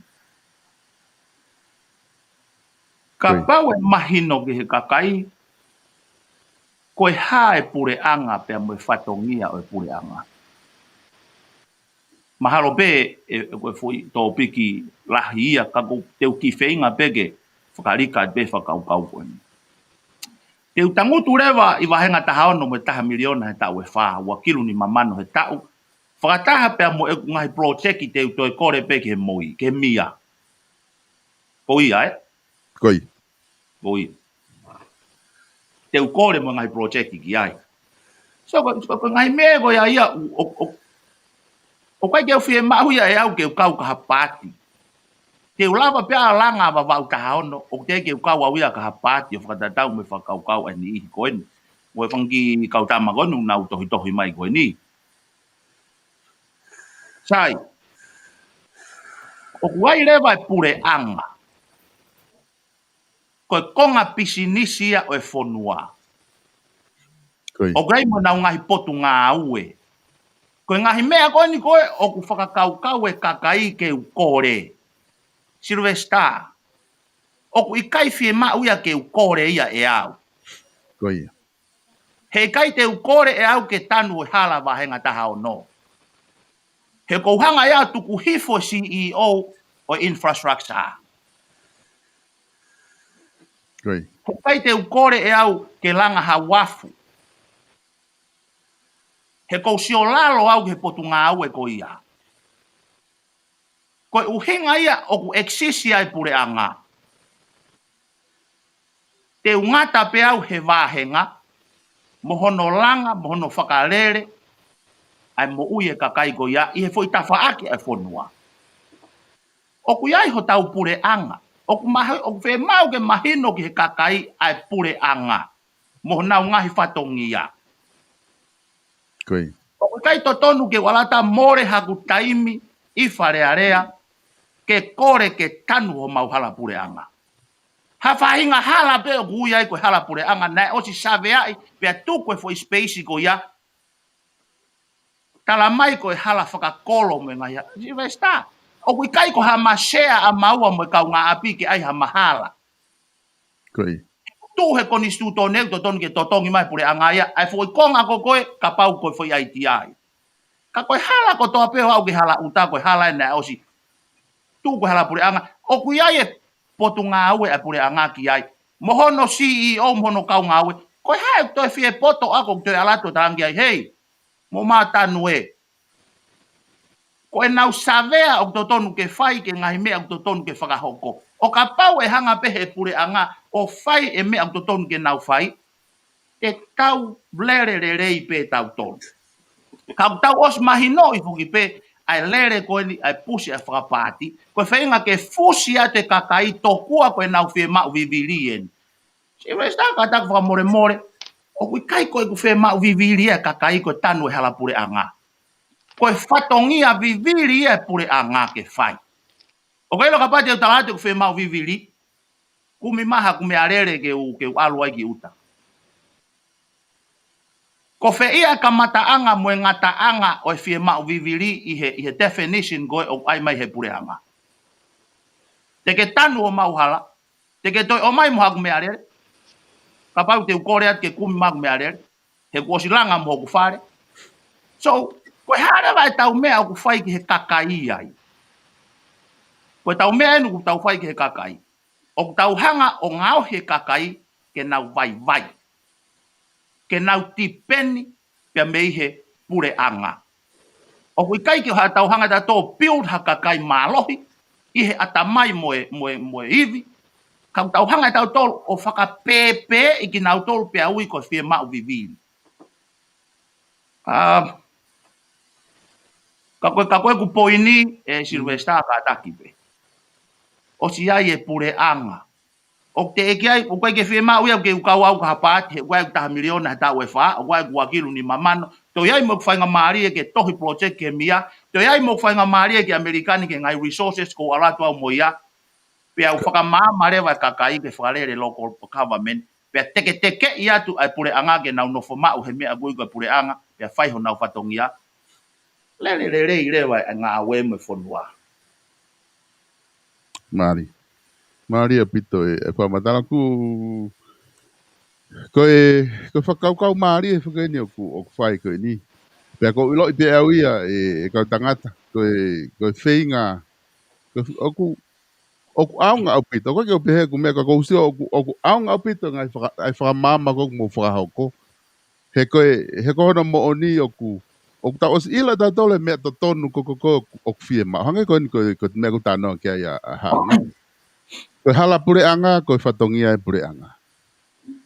Ka koe mea oku hoko mo oni, i whare area. Oku kehe pe ia. O koe ke whahe pure anga ia hona whatongia, e hange koe whakamatau, tamai pure anga, hala pa anga. Ka koe kakapau te tau lau e ripoti, koe e ka whafonga whare area. I he tau pehepe ka pau tau nima koe ni ki muini, ke ki ofi mai. Ripoti ka atoa koe ako whemau vivire ngahi wahenga, tanu e hala pure anga. Frita vai, langa e wafu, moe hafua.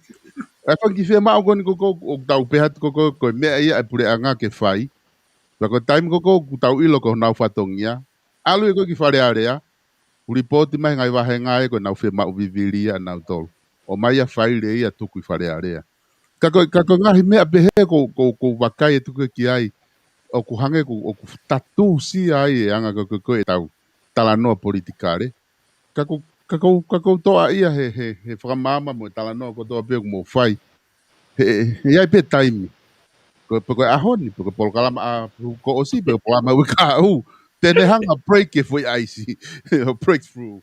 E ka mo tana ki mai tanga te Tua mau tua mea. ai, esta, Koia. sa vesta, Malo apito tau. kau klave atuai, Koia. o kuia e rea, o kutaka, whamama lahi.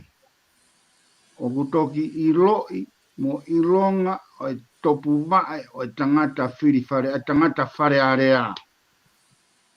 He taimi koe kune tui e re tā.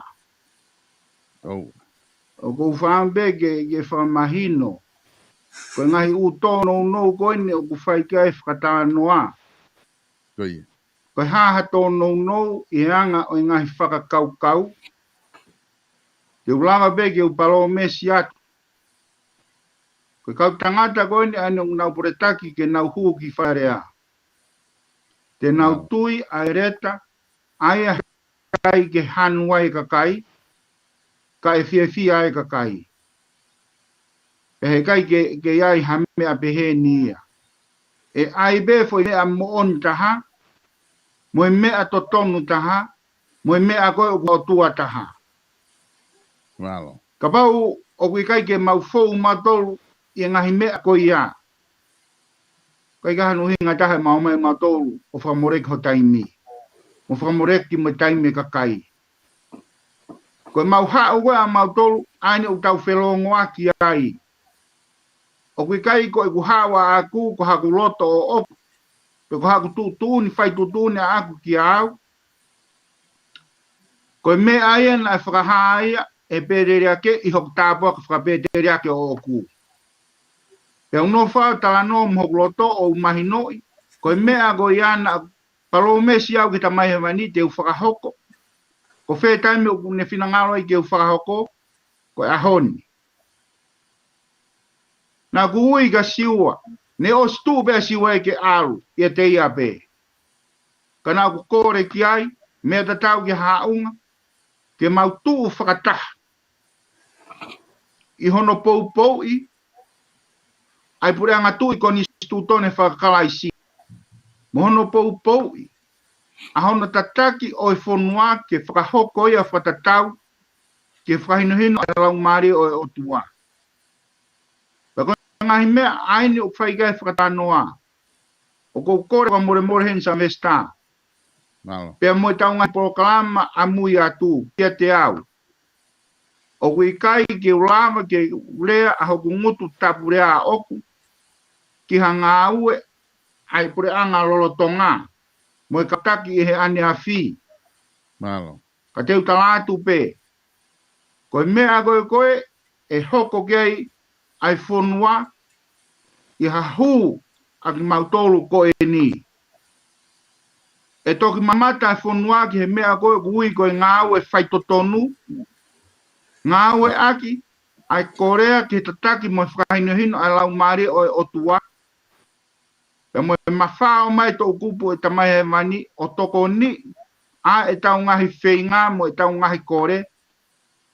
Pea e lave monu ai ai whamiri mo e wahenga, community ba mo e whonua whakalukfua. Ko e anga ia o i ku whakamatala aku ke ngai u isi u koini o tau talanoa ki ai. Malo. Ko mea kotoa ai te mau whakahoko. Te mau whakaongongo tahape ki lau maari o e otua. Ko ia pesa vesta. Malo apito e. Tau tangata. Ka pau ku kai ke te aha tānaki mai.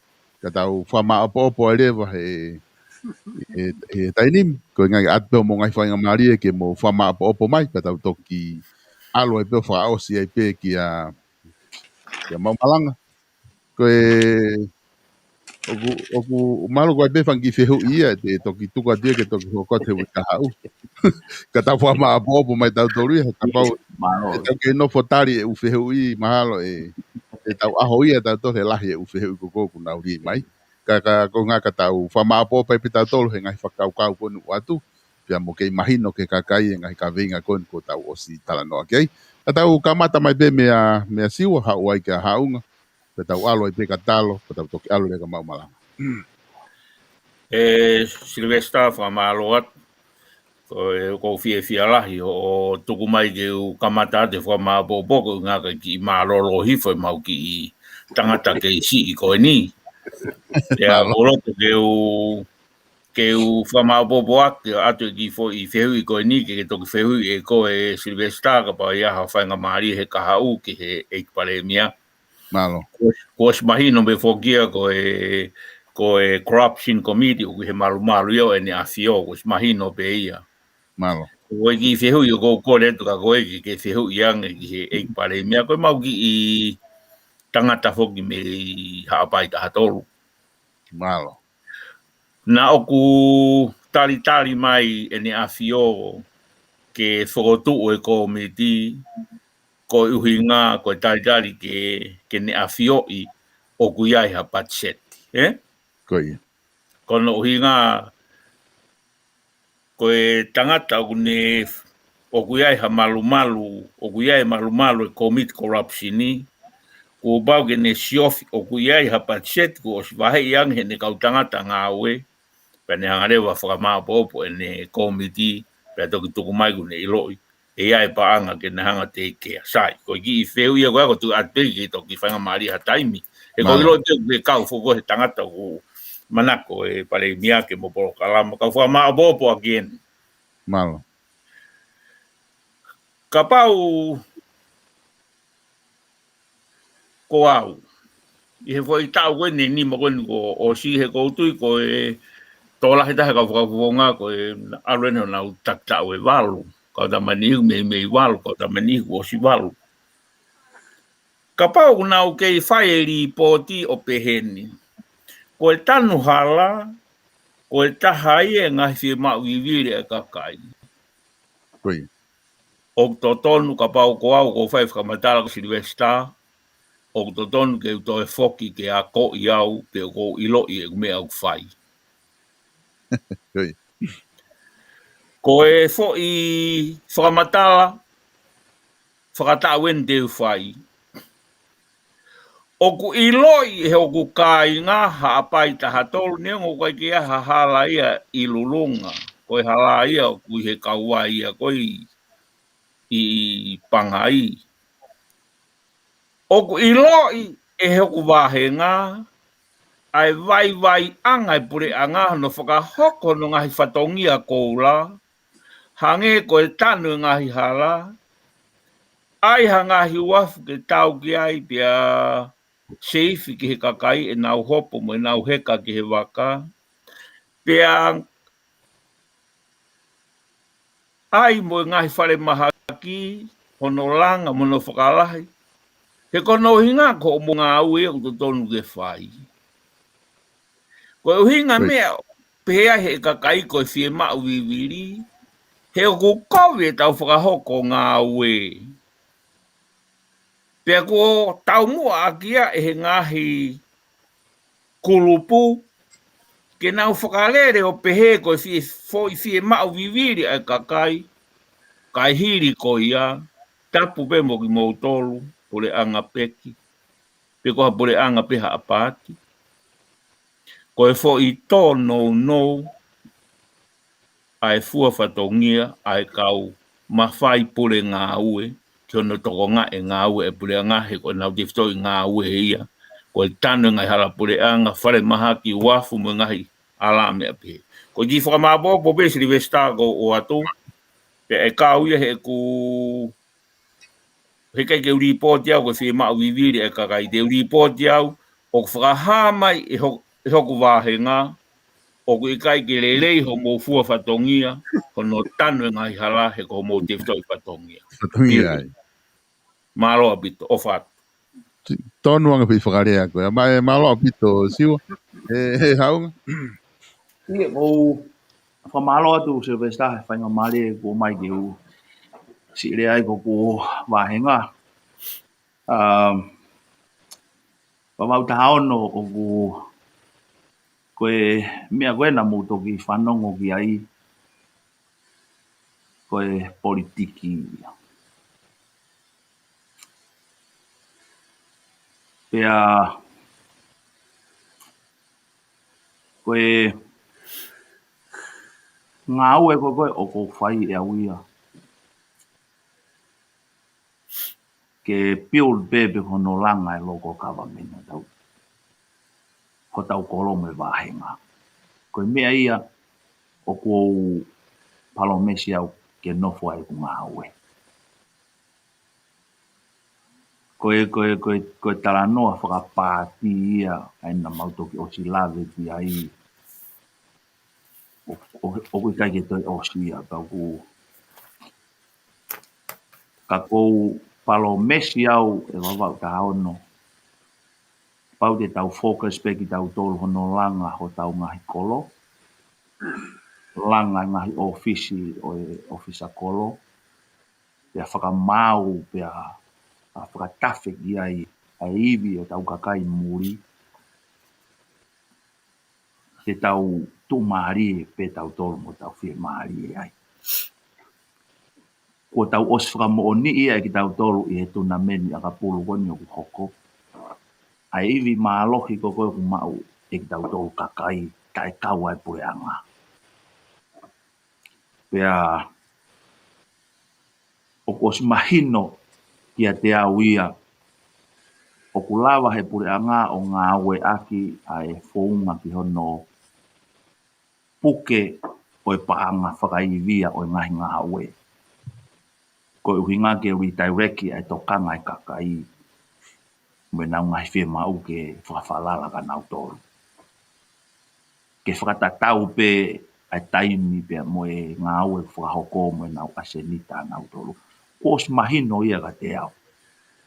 Ko mea ia o wau tahono ko malanga i mālohi ai sistemi ko ni o whakarere aki ai kolope mai wahenga.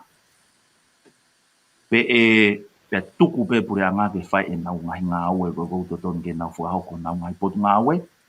Pe tau nofo pe tau tolo ofisa kolo pe mo e ngo pure whakawahe. Whenga ke ngā aue e tau ngahi kosirio. E tau ngoue, e tau tai, tau te fito ki he ako. Langa ai ho tau ki wahenga tau tolo. Ngari whewheka pe mo mālohi pa kou kore whakamore more atu.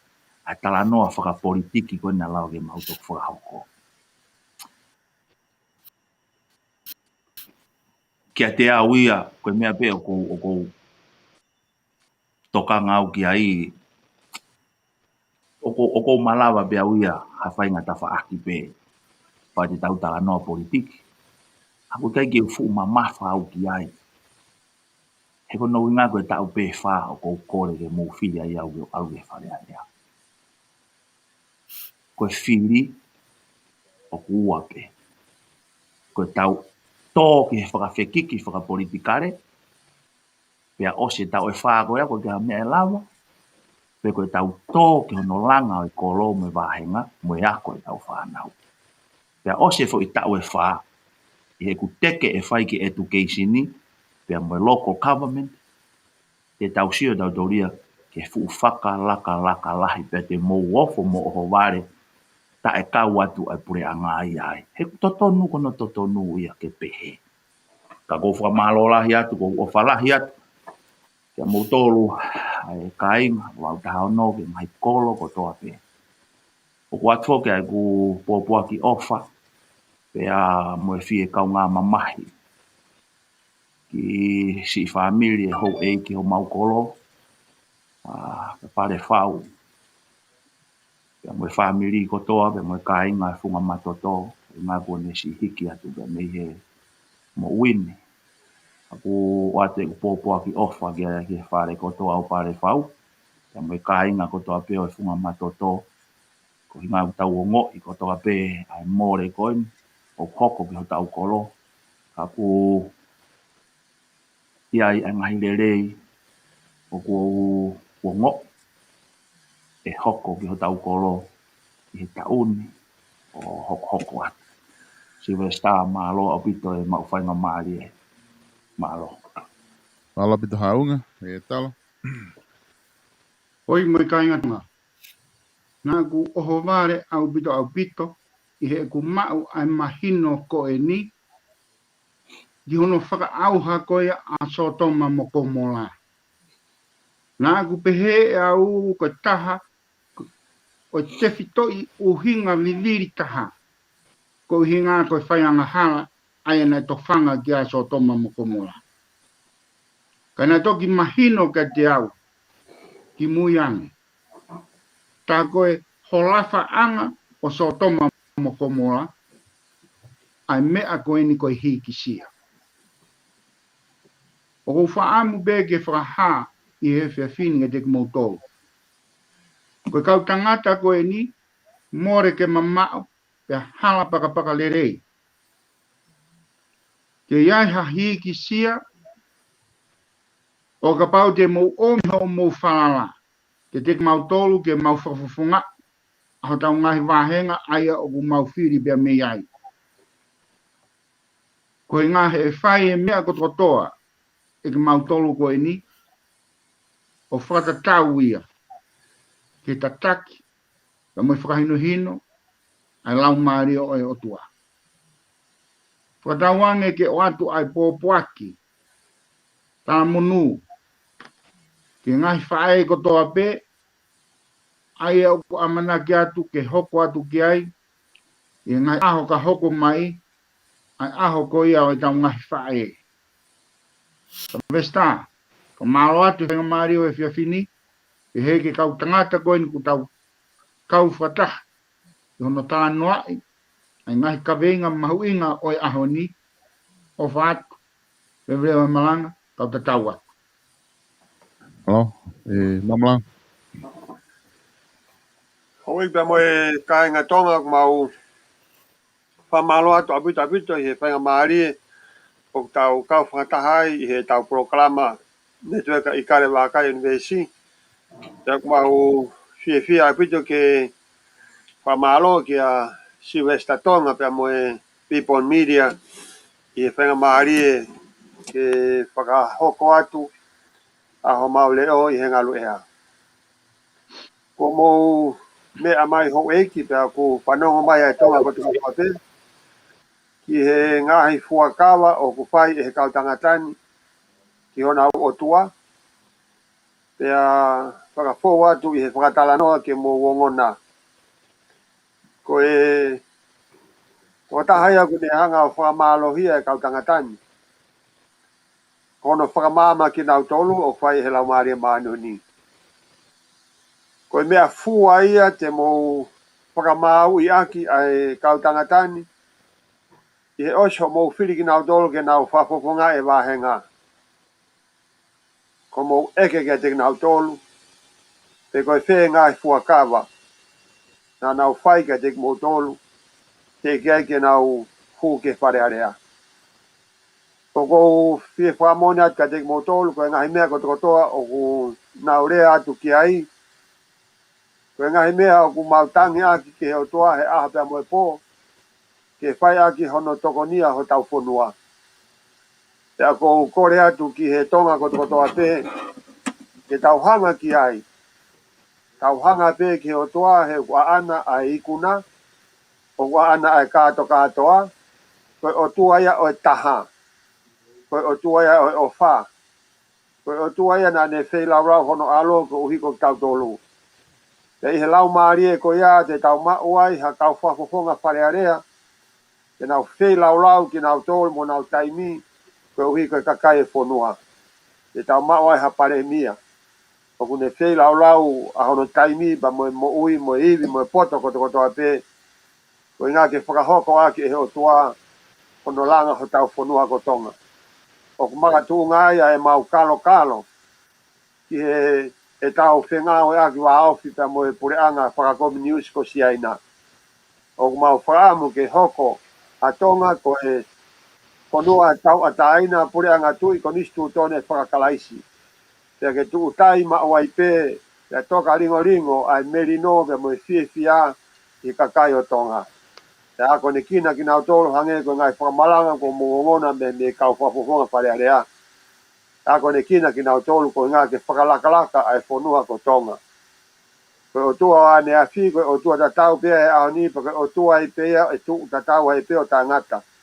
Pea pea ai pore, pea mo Whakaamo e kau tangatani ke nau hoko kua whakafofonga ki nau tolu, ki ho mō ngāhi wāhe ngā, ki he taim ta tau pē, ko e whakafofonga ki nau tolu mahe o tua, ki he ne ngā aue o kwhai mao tau whanua ko tonga, o mau ofalahi ai pa mo e tala monu atu, ki he loto whare ko totoha pē, ki he kau ngā mamahi ai pa mo e whare o pāre whau, ki he funga matoto a ne tuaka Ikale Vakai Univeesi, ko mō whoha a haunga whinau ki oa ko ho tau whoha ia.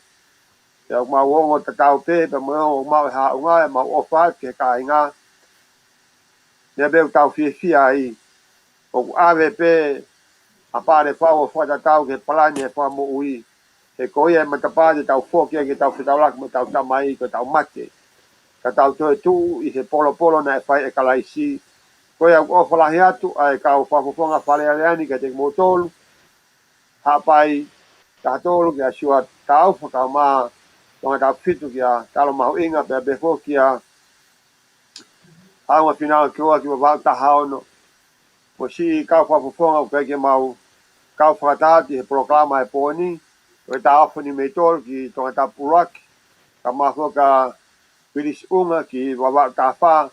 E fo ka siani staki ki hapai tahaua. O mau ofalahi ati ka te mau tōru. Lewe malanga e tau atu.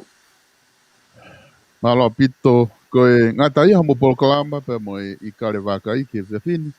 E whatawang pe kainga na e ongolere ia tuki apina. Ai e peko whepea tapa o mamani kua o tia e tau polokalama koe ni. Pea kumau whamalo lahi atu ho mou kau mai ke he polokalama. Lau ke mou kau mai he ngahi whehui. Pea mo e tala noa koe ngā ke whakatupure ki nai. Ai polokalama koe ni kumau whahoko atu. Koe kau kantidei tien ko whahoko atu e mau malanga. Ko e lele I taha ni ko mau tere tere, mo teu I ki nau tolu, ke whafofonga e ngahi wāhenga koe ni. Tonga ta fitu, tala mahau inga, na unga ki oa ki wawau tahaon, pe mo siwa taufa ki hapai taha tolu. Mo toi mea mai pe I he whiaf purelulu wika hau, pe mo polokalama anga maheni, Ikale Vakai, I Univeesi, ko au Sylvester Tonga, me he vipon media ka mo pouria.